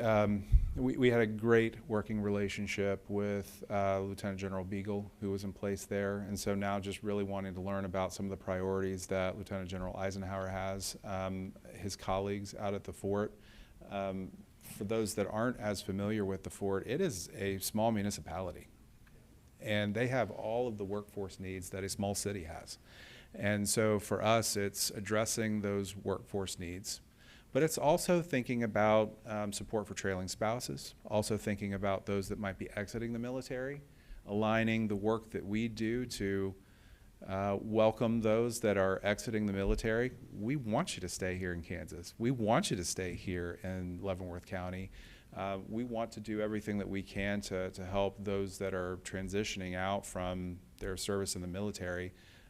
So working with some of their programs at Fort Leavenworth in the U.S. Army to really help those that are leaving the military to transition out, either to create their own businesses or create a nice pathway to an in-demand job. Thank you. You're welcome. Okay. Anyone else? Okay. I call for a motion to accept Dr. Baylog's report. So move. Second. We have a motion and a second. All in favor? Aye. Opposed? Motion carries. Thank you. Next, we have our Vice President of Academic Affairs, Mr. Jerry Pope. Thank you, Chair. Trustees, President Mosier, good evening. Before I summarize the January Academic Affairs report, I'd briefly like to orient our new trustees to the role and scope of academic affairs at KCKCC. Academic Affairs is the division responsible for the college's instructional mission and academic integrity, and all instructional personnel report through the division. It includes career and technical education, math, science, business and technology, academic support and assessment, health professions, public safety, workforce innovation, and adult and continuing education, along with curriculum assessment, online learning, library and tutoring services, and faculty development. Often what I do when I report is I talk about and emphasize the accomplishments of our faculty and our students, and I try to organize them, especially lately, around our strategic plan. One of the things I wanted to just mention briefly, and I did this last month, but I know we have some new trustees this month, so one of the things that we did was finalize our faculty contract for the upcoming year. And one of the, I think, wonderful things that happened is we set aside a certain amount of money for faculty raises, and the faculty voted and decided to contribute a portion of that on behalf of the faculty. So the foundation is going to receive a $16,300 contribution from the college general fund to help support students. And so I think that was a really good thing that the faculty did, and I just thought I would bring that out just as we kind of talk about the faculty and academic affairs. So within this context, I'll frame the January report through the lens of our strategic plan. The first pillar, student success, remains foundation of our work, and this month's data show continued impact. Students who use tutoring and learning support services earn higher course success rates and GPAs than their peers, with statistically significant differences. The Writing Center utilization continues to grow, paired with strong student satisfaction. Online education services has reached an overall accessibility score of 80% as of early January, and faculty training and targeted support continue to improve student success while reducing institutional risk. Across divisions, students are participating in high-impact learning experiences. This includes undergraduate research, service learning, capstone projects that support persistence and career readiness. The second strategic pillar, quality programs and services, I think is evident throughout this report and all of our reports. Faculty continue to ensure curricula remain current, rigorous, aligned with accreditation and licensure expectations. Health programs completed curriculum mapping to update to national standards, with implementation underway this spring. Career and technical education programs emphasized applied learning aligned with industry expectations. A couple examples in the report: culinary arts capstone projects that mirror real-world restaurant operations, and early childhood education curriculum revisions that strengthened practicum experiences. Employee engagement remains a clear strength across academic affairs. Faculty and staff accomplishments this month, it was really a month ago, but include advanced degrees, national recognitions, some of which we heard from the music department earlier tonight, professional presentations, and participation in competitive grant initiatives. These efforts strengthen institutional capacity and directly support students. Our Institute for Teaching and Learning provides focused professional development on instructional design, student engagement, mental health, and teaching in the context of artificial intelligence. Assessment practices remain strong. You can see some strong percentages outlined in the report. Spring Assessment Day reinforced the use of assessment results to improve instruction, not simply to meet compliance requirements. Academic Affairs also continues to advance community and workforce engagement. Workforce innovation expanded registered apprenticeship pathways aligned with KCKCC credentials and employer needs, with several programs targeted for fall 2026. Recruitment for the next FAME cohort, that's Federation of Advanced Manufacturing Education, is underway alongside expanded employer outreach. Adult and continuing education advanced credential attainment through GED testing on campus and also in correctional settings, while maintaining stable GED and ESL enrollment projections. Community and continuing education expanded workforce-aligned and lifelong learning offerings that support regional economic development. In closing, this January report reflects a division and a college moving forward with purpose. Student success is measurable, program quality is intentional, employee engagement is strong, and community partnerships continue to grow. So the faculty, and of course I, thank you for your continued support and your shared commitment to KCKCC's mission and strategic direction. So I'm happy to take any questions, and I always like to say I'm a teacher at heart. If I don't know the answer, I will find it and I'll share it with Dr. Mosier so he can share it with the rest of the board. If I heard you correctly, you mentioned corrections? Yes, sir. I'm assuming that's Leavenworth, the state facility, and Fort Leavenworth, the federal? Yes, we also have a corrections program at Lansing Correctional Facility, which is our welding program. So we offer a Cert A currently. We're in the process of, we offered Cert B. We stopped that for just a bit because of some issues with the facility, but we're starting that up too. And it does include the USDB. And yeah, because Impact does a lot there in terms of employing them for job training, making ball caps and things like that. But also, well, they do have a GED program, and a lot of the things that happen there are because of Brothers in Blue, which used to be IFI, the Interfaith Change Initiative, which was prison fellowship. So I was just curious as to whether or not there is or could be more engagement in terms on the academic level, in terms of helping those who are in the prisons, in the facilities, to be able to help them have something to to look forward to be able to work on personal development, education while they're on the inside. Yes, sir, and that, we absolutely do a significant amount of that work. Actually, Interim Dean Ashley Irvin has been functioning prior to her being an interim dean, and as she continues in that role as a liaison, especially to Lansing Correctional Facility. So part of what we have to say, well, I'll put it this way. We applied for a prison education program which allows Pell funds to be used by incarcerated citizens.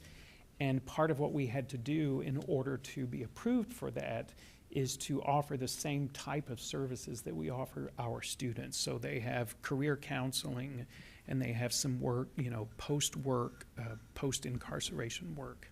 Yeah, because I think that would be a good opportunity there. Having volunteered there for over 10 years and over 22, 23 years in prison ministry from Angola to San Quentin. And Angola is interesting because the Southern Baptist University has a Bible college there on campus. So there's probably a lot of untapped resources that may be able to be looked into. Okay, thank you very much, for sure. Jared, correct me, and on the fort, we've been providing educational services there for 20, 30 20 plus years? years. 20, Yes, sir. 30 years Yeah. on Bay? I think it's, on the fort, and Yes. then more newly implemented at Lansing Correctional Facility. yes, we've been at the Yeah. fort at Yeah. least 20 years. Yeah. Yes. I even taught there. Back in the day, I taught in the Army Education Center that we used to have there. Any other, thank you, any other concerns, comments? In reading the report, I have a suggestion for the International and Immigrant Student Services Office. I noticed that they are doing their community engagement trip to Costa Rica, July 23rd to August 1st. So I thought with what they're doing, and then our community engagement committee with the board, that maybe somehow they could come together and promote this more to the community and get more people from the community involved in this, since it says that it's open to the community, just something for whomever is going to be serving on the community engagement committee with the board. Sure. To talk with I can't think of a first, I know Dr. Candace Scott, Dr. Scott. Dr. Scott, yes, about that. I think that would be a good way for the community to get involved with the college as well as travel and see more about what the college is about. Okay, thank you. Is there any other comments? My hands are cold. I know it's pretty cold in here, isn't it? Yeah. And the longer you sit, the colder it gets. I call for a motion to approve the report from Dr. Mr. Pope, yes. From Mr. Pope, I know, oh, yeah. So moved. Academic report. So moved. Second. We have a motion and a second. All in favor? Aye. Opposed? Thank you. Thank you. Motion carries.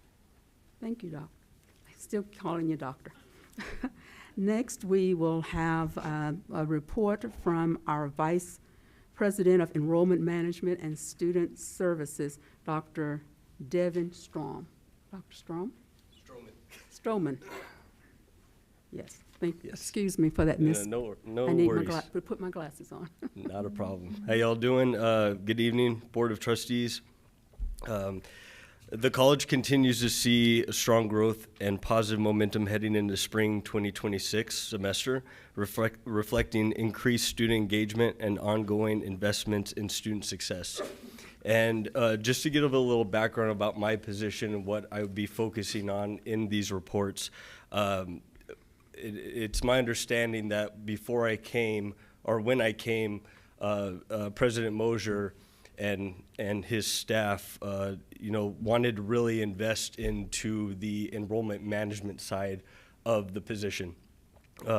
So what I oversee currently in the enrollment management side is registrar and records, student financial aid, admissions and recruitment, student success center, which is advising, and financial aid. And then you flip over to the other side of student engagement, and I oversee counseling, student health center, student accessibility and support services, Upward Bound, student housing, student engagement, military and veteran center, and international student support. And also my favorite, athletics. Not my favorite, but you know, it's close to my heart. Yes. So usually when I do these reports, I really do want to focus a lot on our enrollment increase. It's very, very important to be transparent and to let you all know how we are developing in that area. So I am proud to report that spring 2026 enrollment increased across multiple measures. Unduplicated headcount increased 3.7% compared to spring 2025 and 7.1% compared to spring 2024. And total credit hours increased 3.6% over spring 2025 and 8.9% over spring 2024. And these trends demonstrate sustained growth and continued demand for the college's academic programs. And we flip over to the dual and concurrent enrollment. The college's dual and concurrent enrollment programs continue to expand, strengthen, and in partnership with the local high schools and provide students with early access to college coursework. Our dual and concurrent enrollment headcount increased to 1,094 students. Credit hours grew to 10,681, an increase of 264 total credit hours. And I would like to note in our international studies, enrollment continues to rebuild and diversify the campus community. A total of 36 international students were admitted for spring 2026, so we're very excited for this semester for them. Over in Student Success Center, an improvement that I'd like to talk about. The Student Success Center, which is a hub for our advising and a career center, enhanced services by implementing a software called Who's Next to better manage student traffic and reduce wait times. So if you can imagine going into the DMV or a busy restaurant and you have to put your name on the waiting list, kind of same thing happens around here, especially these last couple weeks and this week.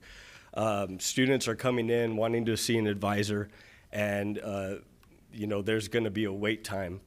And before this Who's Next software, the students would have to wait an average of 15 to 20 minutes sitting there in order to get their name called and to see that advisor. Well, this Who's Next software has the ability to get their information down, identify everything that the advisor needs, not only to serve them, but also to progress the situation the best that they can. So there's no lag time when they get to the advisor. They have all the students' information, and they can get the information to the student as quick as possible. And if there is a wait, the student has the ability to go around campus, take a campus tour, go to the bookstore, and they'll get a text whenever they're ready for their table or their advisor, right? So it's a great program. We're really looking forward to using it. And internally, what this is going to help us with is surveying and assessment. So as soon as a student completes their trip with their advisor or any individual that they do meet in this center, they're going to get the same text when they leave, asking them to fill out a short survey that's really focused on customer service. So we're going to be able to evaluate our advisors this way, and the plan is to expand this survey, this Who's Next system, hopefully start with the division, but campus-wide, so we get great customer service feedback and be able to progress in that area. 1 minute. It's never happened to me. So the Student Success Center currently has served 10,015 students, 13.4% increase from 2024. That's happened in 2025. And looking ahead, the college remains focused on expanding access, supporting student success, and strengthening enrollment pathways to meet the needs of students and the community. And I stand for any questions you may have. I'll be fast. In the KCKCC credit hours by location, when we're designating campus HS, is that supposed to be the local high schools? Yes, sir. Okay, thank you. And just another clarification, even though I mentioned the travel, the International, Yes, ma'am. I want you all to know that it is under enrollment management and student services. But I was thinking about the academic side of it, so I mentioned it both places, but that office really is under enrollment management and student services. Yes, ma'am. Jerry helps me all the time, though, so we're a team. Got it together. And a little add-on for Trustee Kump's question, the HS is the high school, but these are physical locations, though. So when you see high school, it's not just high school students overall. Like, it's not the high school students at the Technical Education Center. It's only students at their physical high school, so we separate it by physical location. The others would be reported under TEC or wherever they're taking classes. Are you able to have any information in terms of physical brick and mortar students that are coming here and enrolled versus online? And do you have an idea of what those trends are looking like? Yes, sir. I can definitely get more data as far as trends per semester. The enrollment report that is attached to the board report will be able to show you that indication as far as number and percentage. But yes, sir, I can look into more data and give you those trends. Okay. Any more questions or comments? Thank you, Dr. Stroman. I call for a motion to approve the report from the Vice President of Enrollment Management and Student Services. So moved. Second. I have a motion and a second to accept the report. All in favor? Aye. Aye. Oppose? Motion carries. Thank you. Thank you. Next, we have Dr. Patrick Schultze with us. Did I pronounce that correct? Tongue's getting tied here. Vice President of Finance and Operations. Good evening, everyone. Thank you, Madam Chair. As noted, I'm Dr. Patrick Schulte, Vice President, Finance and Operations. And as I go through my report tonight, I'll highlight the areas with which I oversee and the individuals responsible for those. As noted by Trustee Ash, we had a Finance Committee meeting as each of you contemplates your committee involvement. I do encourage you to join the Finance Committee. While it might be that may not be as comfortable with finance accounting, you don't have to be. The fact is we will walk you through, we will work with you, we will train with you as you move forward. And Trustee Ash noted the document that you use as an executive summary that's shared in your board. I think one of the other pieces that is important to note is the way in which we get funded. As we look at that, as you look at that report and may say, well, it looks like in the month of December, we decreased assets by just over $6 million.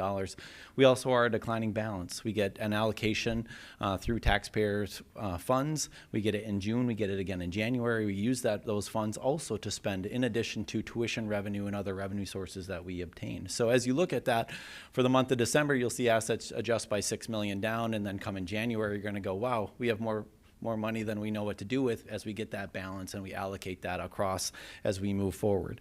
In addition to that, in the area of finance and business office, in the office of the controller, Becky Barger, we recently completed our FY25 audit, taking a look at where our audit position was. I do want to note inside that, as you are new trustees coming on board and taking a look at our audit as well, we completed the year with $2.4 million in assets. When I took a look back just to 25 years ago, that was $94 million. So the success of this institution in a 5-year period is substantial in relation to the growth and the ability for us to be able to do exactly what our mission says for the students and the community in the KCKCC area. One of the things I wanted to note it in finance, which I think is important to note here as well, this year, through this end of this fiscal year, we had refinanced some debt several years ago, 2014 and 2020 debt.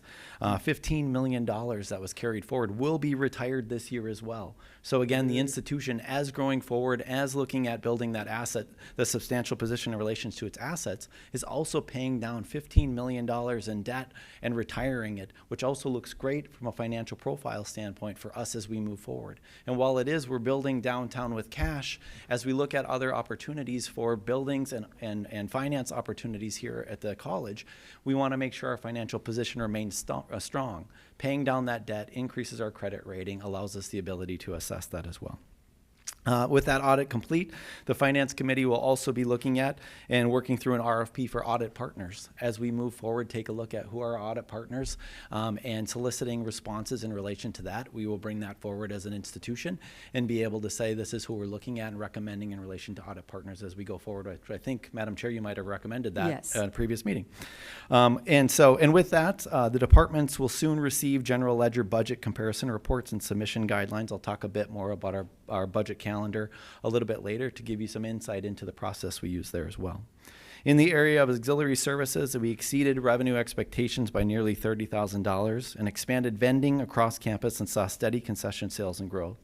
One of the key pieces that we've worked on pretty intentionally and with a set of intensity is also taking a look at access to food and food opportunities for our students on campus, bringing food service in and on campus now, and then also partnering with various other entities like Canby Market to look at access to fresh fruits and vegetables at an affordable cost to our students to make sure food insecurity can be addressed on campus as well. The Wellness and Fitness Center launched multiple holiday engagement initiatives and partnered with the bookstore for a giveaway, strengthening student engagement and fostering cross-departmental collaboration. So again, holistically, as we look at the development of our students, we want to make sure we have opportunities for them to learn inside and outside the classroom, strengthen themselves in ways both through their knowledge, but also through strengthening exercises and opportunities at the fitness center. In the Office of Human Resources, our CHRO, Lorraine Mixon-Page, advanced key priorities, including the launch of a new performance management system with NeoEd for implementation in April, and continued the search for a Director of Employee Relations. As President Mosier noted, and as we shared previously, the Gallagher Report is a first step in relation to look at our salary structure and our compensation structure for all our employees. Another phase to that is taking a look at how are we doing and utilizing performance reviews on campus, meaningful performance reviews which allow us to be able to help assess employees in relation to the day they start to the day they leave. The talent management is about more than just simply assessing performance one time a year. It's about how do we help shepherd individuals through that process from the day they come to us as an employee to the day they choose to leave. In information services, in the Office of the CIO, Eche Okoye, the team advanced key modernization initiatives focused on our technology modernization on campus, including team dynamics implementation, progressing the college SaaS software as a service migration, and continuing the configuration of Time Clock Plus for development. Again, utilizing technology in a way in which allows us to be more efficient and effective, investing those dollars in the technology that we need on campus to make sure we're looking at a positive return on that, and at the same time advancing those initiatives in coordination with our strategic plan. Facility Service, the Office of our Executive Director of Facility Services, Debbie Fangman, completed critical safety inspections, major repairs, and preventative maintenance to ensure compliance and operational reliability. And while some of those key projects are not necessarily the ones that you see every single day as you walk down the hall, the annual fire panel inspection, sewer line replacement at the Performing Arts Center, and installation of grease interceptors in the main campus kitchen, and the installation of temperature and humidity control in the Pioneer Center are things what we need to continue to focus on. What are we doing in relation to deferred maintenance? How are we investing in that deferred maintenance? Because those are the things behind the scenes that you don't necessarily see every day, but they're paramount in relation to us being able to run the institution. One of the other key pieces that we're focused on under the direction of Debbie Fangman as Executive Director, the downtown building, taking a look at, we're currently into the project, almost $30 million. We continue to work towards the finalization of that, substantial completion, looking at a price tag just over $50 million on our part. Debbie's managing that in lockstep with President Mosier and myself in that process. In addition to that, we did flood mitigation of about $5.3 million, which Debbie was a lead in relation to making sure and continuing to move us in that direction.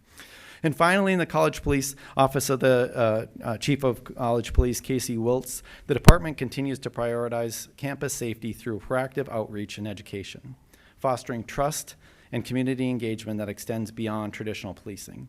In December, it included participation in the Children's Mercy Parade of Lights, a safety-focused visit to the students at Guadalupe Center, and Officer Garcia's involvement in a local toy drive. So as we take a look at college policing and community engagement, how do we make sure that we have community members and students interacting with our officers to feel that we can create a safe and respectable campus community? That concludes my report for tonight, and I'll entertain any questions if anyone has them. Can I just point out one more fact about the downtown project, which is another one of those unreal items. We're actually more than $1 million for our portion of the project, under budget. Yeah. Which is unreal during these times. So we've had some really good management on how we're proceeding on that. So it's just another good cost savings for that project. Yeah. I think so. I noticed that many of the container type things that were in the parking lot at CEB are gone. So does that mean we're close to reopening? They're finalizing pieces on the pods, and I asked Debbie Fangman, our executive director, today, and she's like, I think we're 2 weeks away. One of the pieces is the media services area. As you may know, Madam Chair and others, and new trustees coming on board, there was an area that continually would flood and lower level on the PAC. They will still be relocated, and they'll be coming back, Service Master, to assist with that redesign, but all of the other areas she's hoping are completed in the next 2 weeks. Okay. Yeah. So have students started in another area, or will they be able to go back to and faculty will go back to their offices? Yeah, they're engaging in those spaces as we speak. And then also some of the pieces that we're just waiting on are like the nursing auditoriums. We're waiting on the furniture, so some of the furniture needs. So they've had to displace them or put them in other locations temporarily until that comes into till that furniture comes in. But then they'll move into those spaces once it's available. And we're also reserving some of those spaces because that's the ideal location for the early college that we want to have on campus, where we have high school students coming here every single day and taking their full 15 credit hour load per semester. So while it's newly remodeled, we've identified some other instructional locations for the courses that don't have specific room technology needs and things like that across campus, and working on our campus efficiency of how we utilize our space. We're looking at some of that area as a perfect location for our early college students. Because then they can also just go right up the stairs and hit their science labs as well. So it'll look a little bit different, but the space will be opened up and being able to be reutilized. Yeah. Well, thank you to everyone for getting that space back up and running, because Quickly. that was a major flood for trustees that don't know. How many months ago was that we had that torrential rain? Yeah. Then it just rained and rained. How many days did we have before we needed it? Yeah. It was July. Yeah. It was 3 weeks or 4 weeks Yeah. before the beginning of the semester. Yes.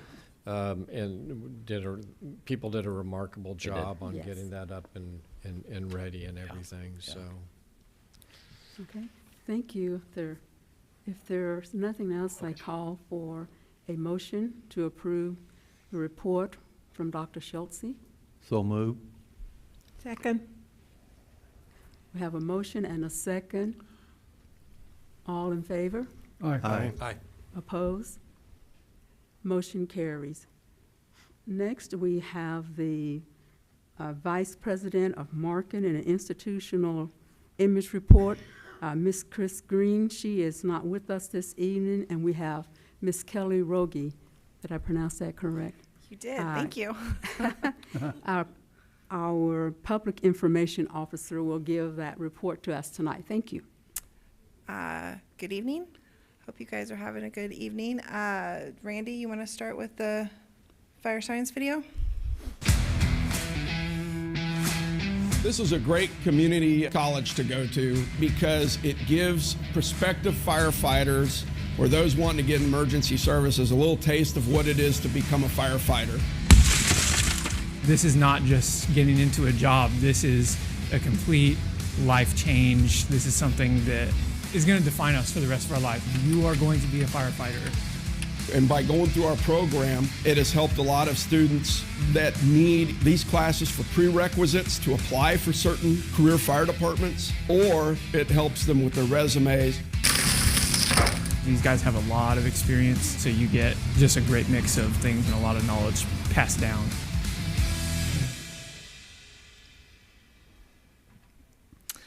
All right, the marketing team continues to exceed its enrollment marketing goal for 40X with 51 messages completed ahead of the 42 message goal for December.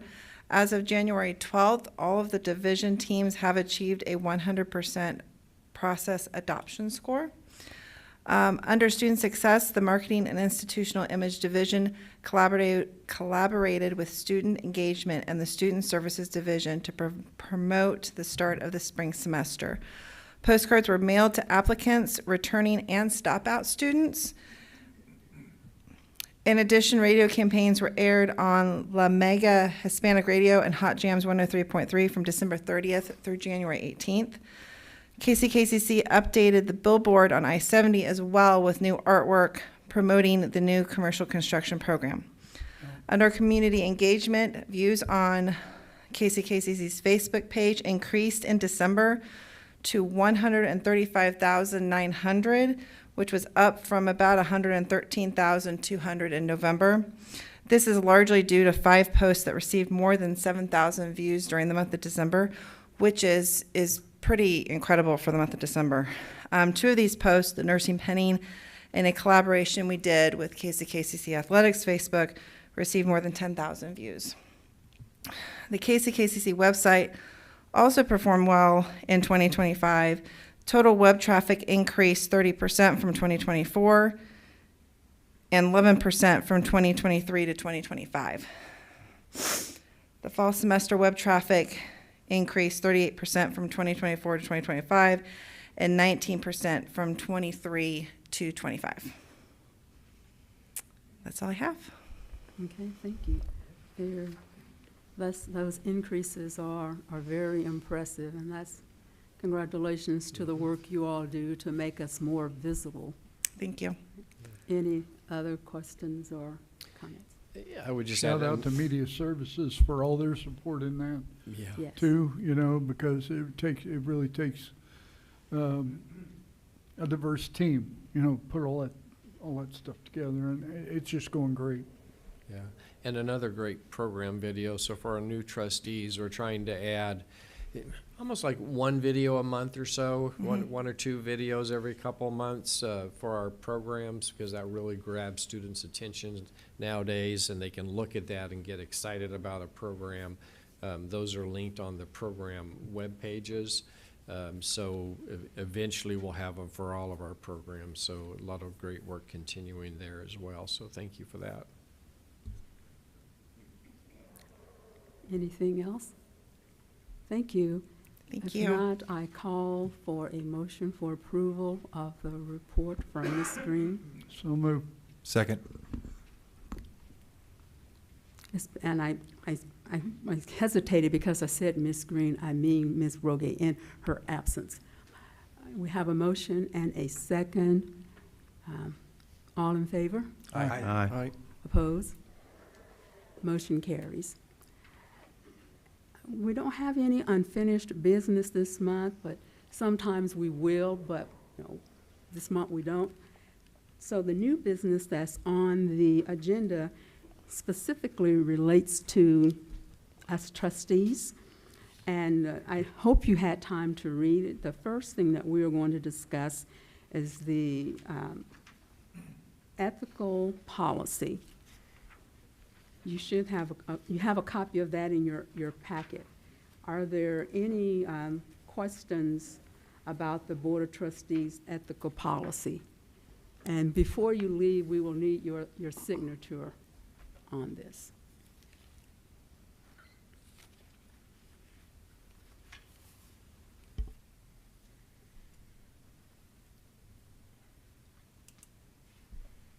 Okay.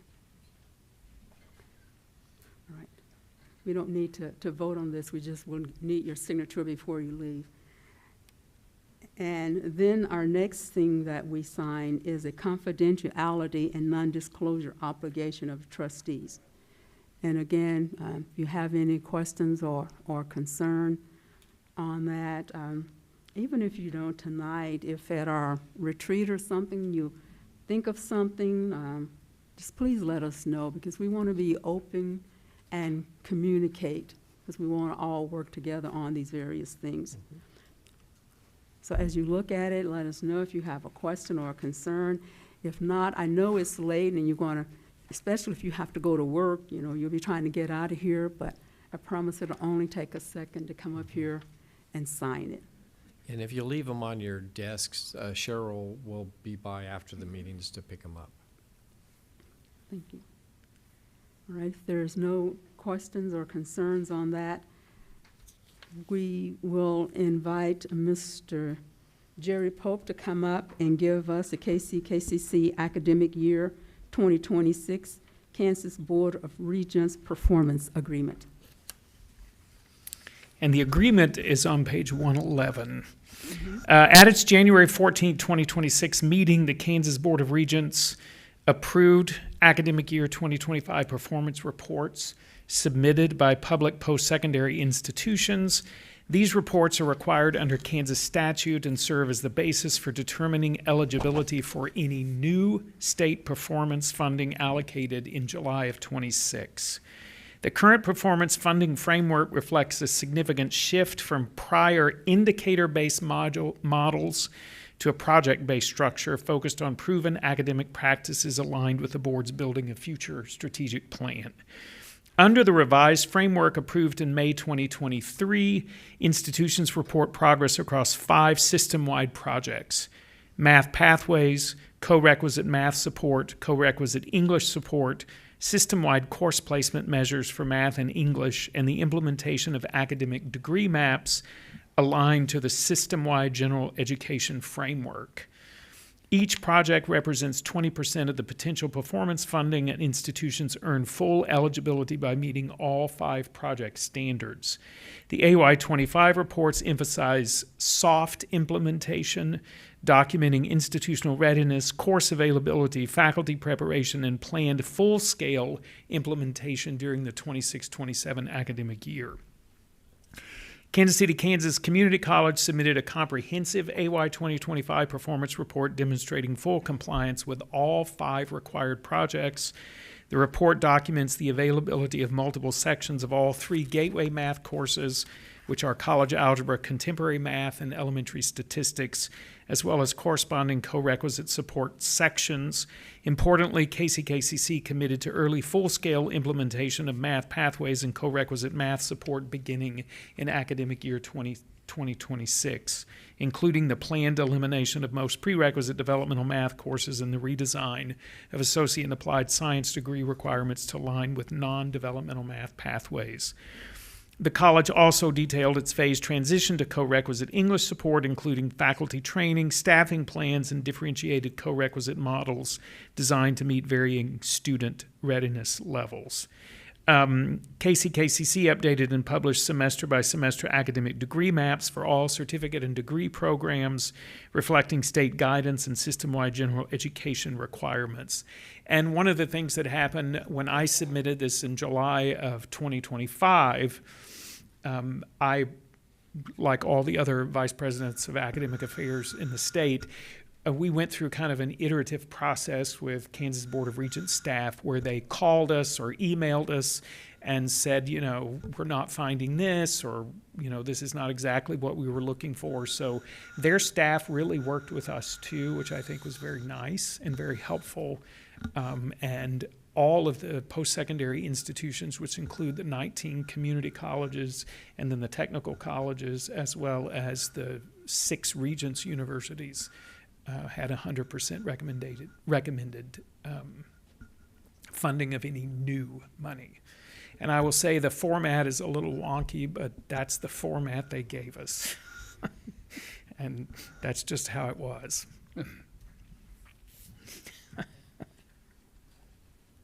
Any questions? I think some additional information for our new trustees is, correct me if I'm getting this wrong, but this has been in the process, and this is K-Board saying that we can't have the standalone, what do you call it? Special or the remedial education. Developmental classes. Yes. And so this is phasing out the separate developmental classes. However, within like the Math 105, it's supposed to have a preview. Is that right? So what we had before were what we call standalone courses, and so a student would be placed perhaps into a developmental course that would be taken just by itself. And so now there are really two pathways for students depending upon their placement scores. And those pathways are either to take the college level course by itself or to take the college level course with a co-requisite support course, so that they're able to finish those college courses within one semester. So yes, ma'am, that's right. I was curious, and so sometimes when you click on those links within what you have there, not just you, but just the reports in general, the information doesn't always come up, but I clicked on two different ones, and, it just took me right to the information. I went to our website, and I clicked on early childhood education, and it took me, and then another little drop-down menu that showed that MA 105, and then it shows the prerequisite for that, and just, right. And then I think I took elementary education, but it's a lot of work, so whomever did all of that, I know it was tedious to go back and to change all of that, but you did well on It was, yes, it was a lot of people doing a lot of work. Yes. Yeah, absolutely. All right, with that additional explanation, are there any questions or additional comments? If not, I call for a motion to approve. Let me get the wording right here.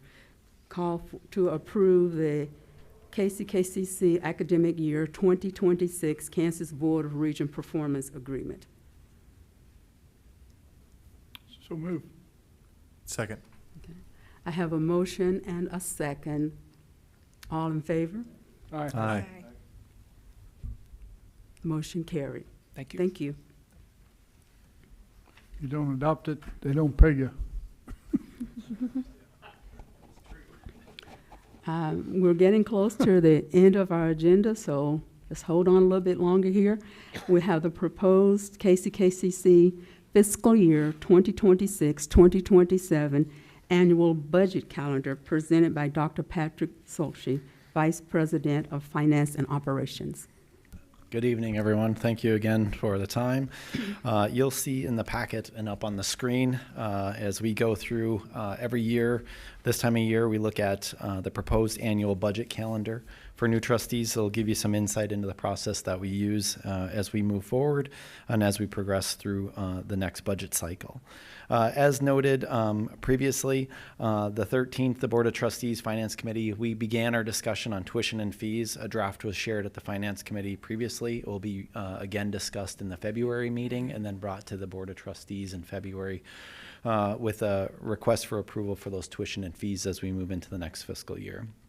As noted in my report, a detailed general ledger budget comparison report is being sent out to each department with budget worksheets attached and instructions. So we're beginning that cycle of the new budget development already now. As it is, we're only halfway through the academic year. We begin this process well in advance to make sure we give people the time to reflect on their budgets, take a look at where are you spending, where have you spent in the past.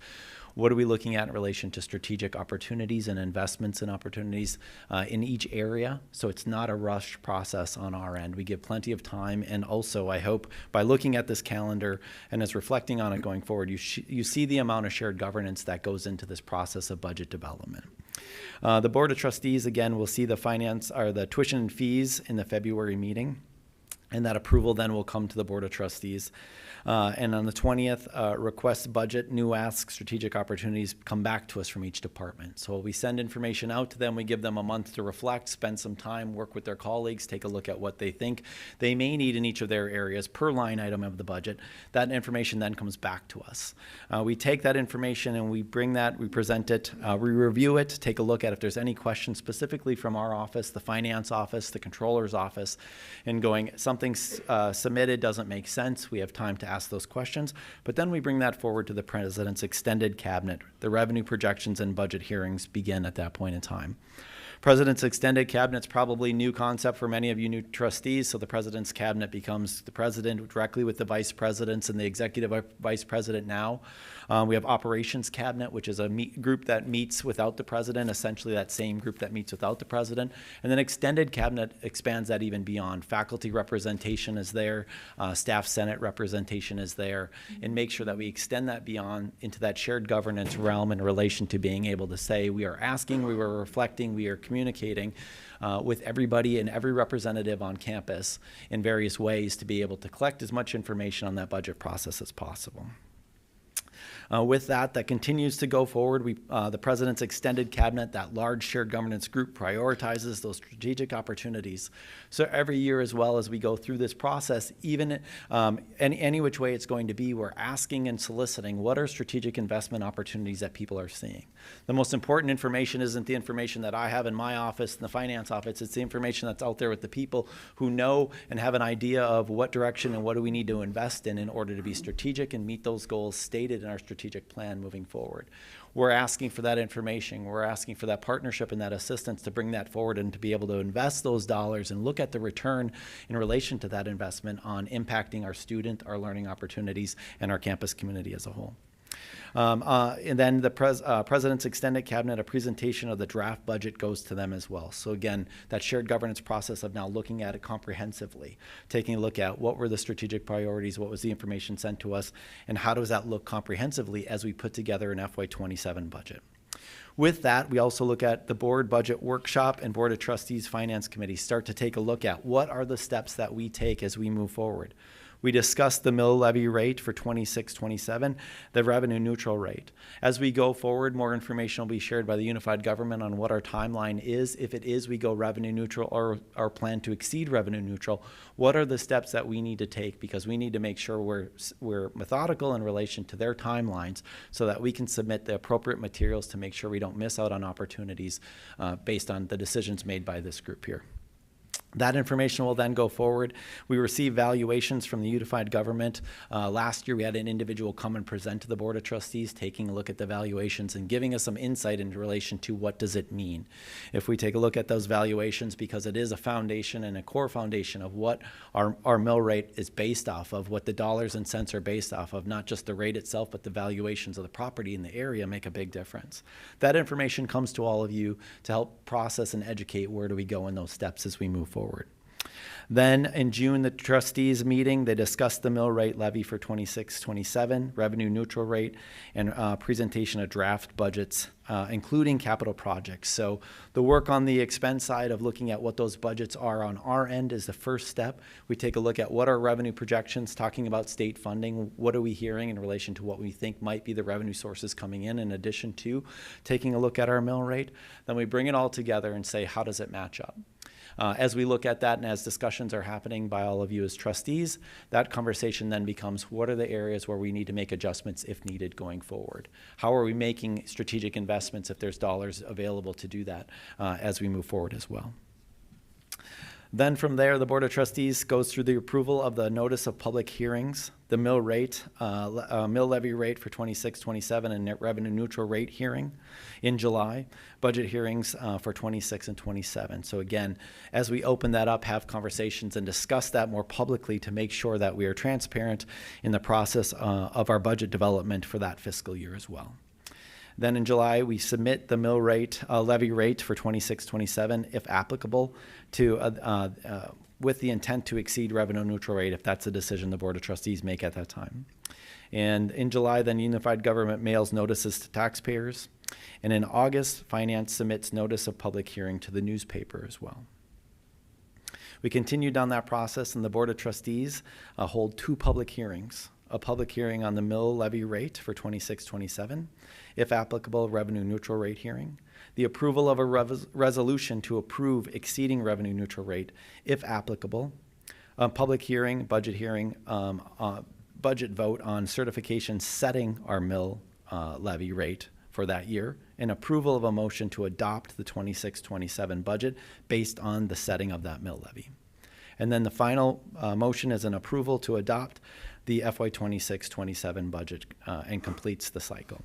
Once that's completed in August, Finance submits certification of budget to the county clerk in our workbook. A substantial amount of work goes into that workbook, and again, as we move and we progress forward through that, we'll be sharing that with this group as well. And that then concludes what is our calendar year in relation to budget. Once that's certified and information goes forward, that is the end of the cycle for you for this budget cycle for this year, and then we continue to move forward. So with that, that's the proposal. It's similar, almost identical to the previous years in relation. Dates have been changed, the processes that we've used. It worked this last year as we went through the cycle without there were no hiccups. So again, we propose a similar, if not identical, just shifting the dates budget calendar for 26-27. And with that, I'll stand for any questions, Madam Chair, or if there are none. Okay. Any questions? Thank you.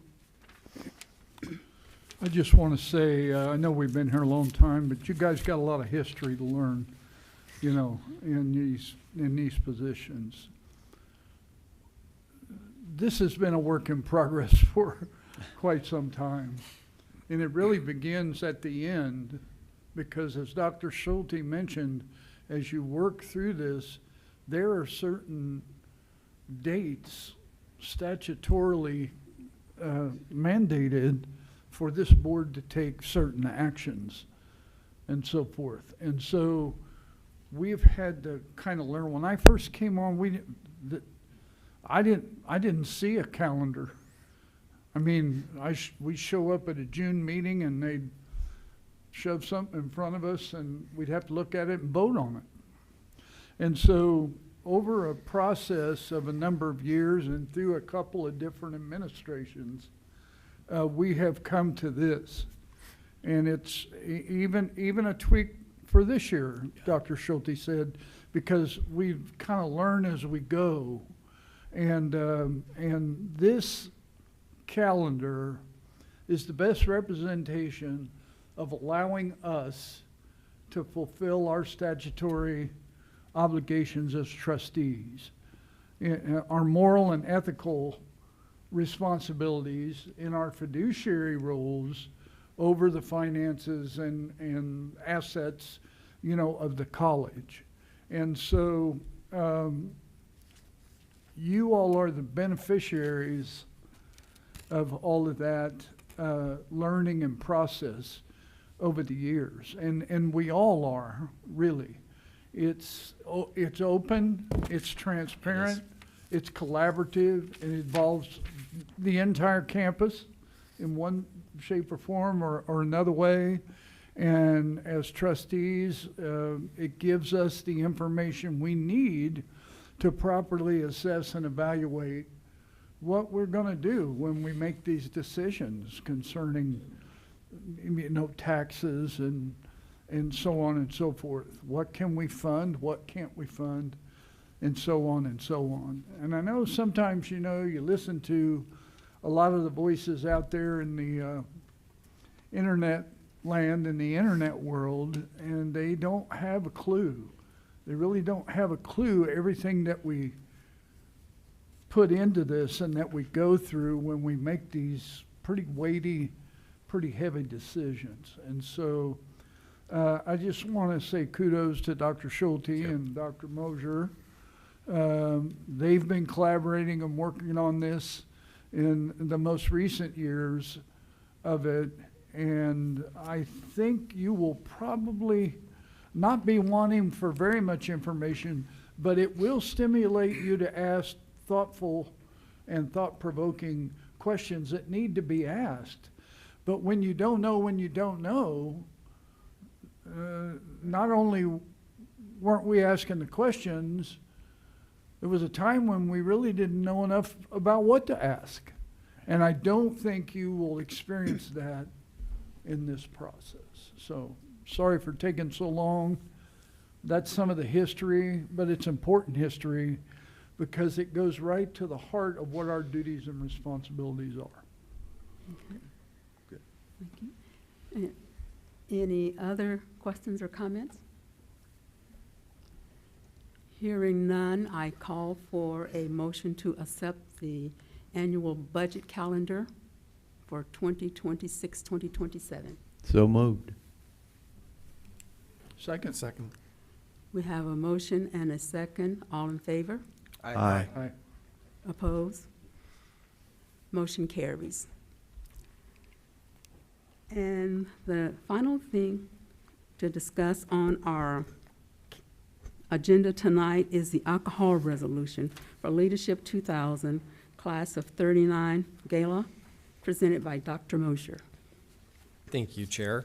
So just a little bit of background information on this.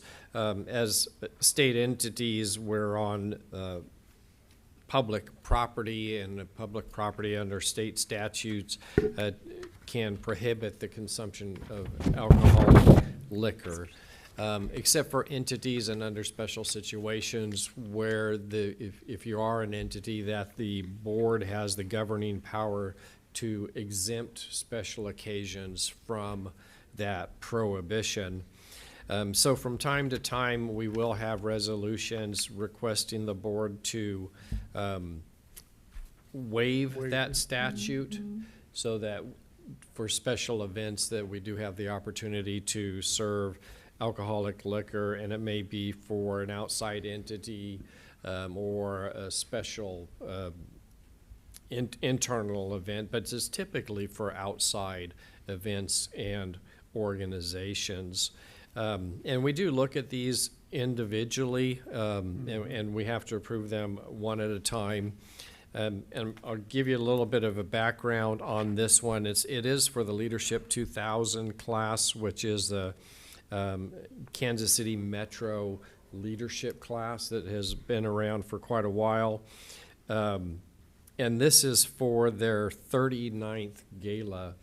And the galas that they hold are fundraising events that the Leadership 2000 class have taken upon themselves to raise money for. In this situation, the Leadership class Leadership 2000 class of 39 is wanting to have a fundraiser to support Low Riding for Success. And Low Riding to Success uses a culturally relevant, incentive-based approach to teach young people valuable life skills, promote personal growth, and strengthen community connections. Program engages participants through artistry of building lowrider bikes while providing mentorship, life skills training, and a safe and supportive environment. And one of the things as president that I always look for is what is the time frame in which alcohol may be served, and also a way that we regulate so alcohol is served in a safe manner. So in this specific example, I think the time frame is from 5 p.m. to 9:30. So I'm saying, okay, well, that's 4.5 hours. There can be a lot of alcohol consumed during that time frame. So then I'll put special specifications on it and limits. So in this event, even though it goes for that time frame, each person attending the event will only get they'll get 2 tickets for an alcoholic beverage. So we do take really special care and to make sure that it's in a safe environment, it's for a good cause and all of that. So when we do these, we do an individual resolution, and then the board will vote whether or not to approve it or not. So I'll just go ahead now and I'll just kind of read through the core portions of the resolution. So this is a resolution regarding the consumption of alcoholic liquor in accordance with KSA 41-719I, whereas Kansas statute annotated 4171.9D prohibits the consumption of alcoholic liquor on public property except where expressly permitted by law, and whereas Kansas City, Kansas Community College is authorized under Kansas law to exempt from this provision on the specified property, which is under the control of the KCKCC Board of Trustees and which is not used for classroom instruction. Now therefore be it resolved by the Board of Kansas City, Kansas Community College to hereby exempt for Saturday, April 25th, 2026 from 5 p.m. to 9:30 p.m. at the Dr. Thomas R. Burke Technical Education Center, room AA 101. So we identify the specific space from this requirement. The exemption is granted in connection with the holding of the Leadership 2000 class of 39 gala. passed and approved by the Board of KCKCC in a meeting held on January 20th, 2026. So we would look. I can take a swing at this. So I'll make the motion that the KCKCC board exempt ourselves from the provisions of KSA 41-719 subsection D on the day of Saturday, April 25th, 2026, from the hours of 5 p.m. to 9:30 p.m. the Dr. Thomas R. Burke Technical Center at room AA 101. So moved. Or second, you made the motion. I have a question. Okay. So each person would get 2 tickets? Does that, would there also be a cash bar, or that's it, just 2 tickets, and that's the end of it? Okay, thank you for clarifying. All right, we had a motion and a second on the floor. There are no other questions or comments. All in favor? Aye. Opposed? Oppose. The motion carries with 1 opposed. Okay, very good. Thank you. This brings us to the end of our meeting, and as you can imagine, I'm full of emotions, and but I want to thank each and every one of you for taking the time to serve and to be here. I look forward to working with you, and just, we remember that the people elected us, and that's who we serve. We're here to put the students first. And I look forward to working with each and every one of you. If you have questions or concerns, and I'll be reaching out to you just to say, hey, how you doing? Do you have questions? Because a lot of information was shared tonight, and we don't expect you to recall all of it tonight, but we do want to make you feel included in the board. So again, welcome, and if there's no other concerns, I call for a motion to adjourn this meeting. So moved. It's been motion and second to adjourn this meeting. All in favor? Aye. Aye. Opposed? Motion carries. Meeting is adjourned. I was trying to look at my watch here, my phone. Congratulations.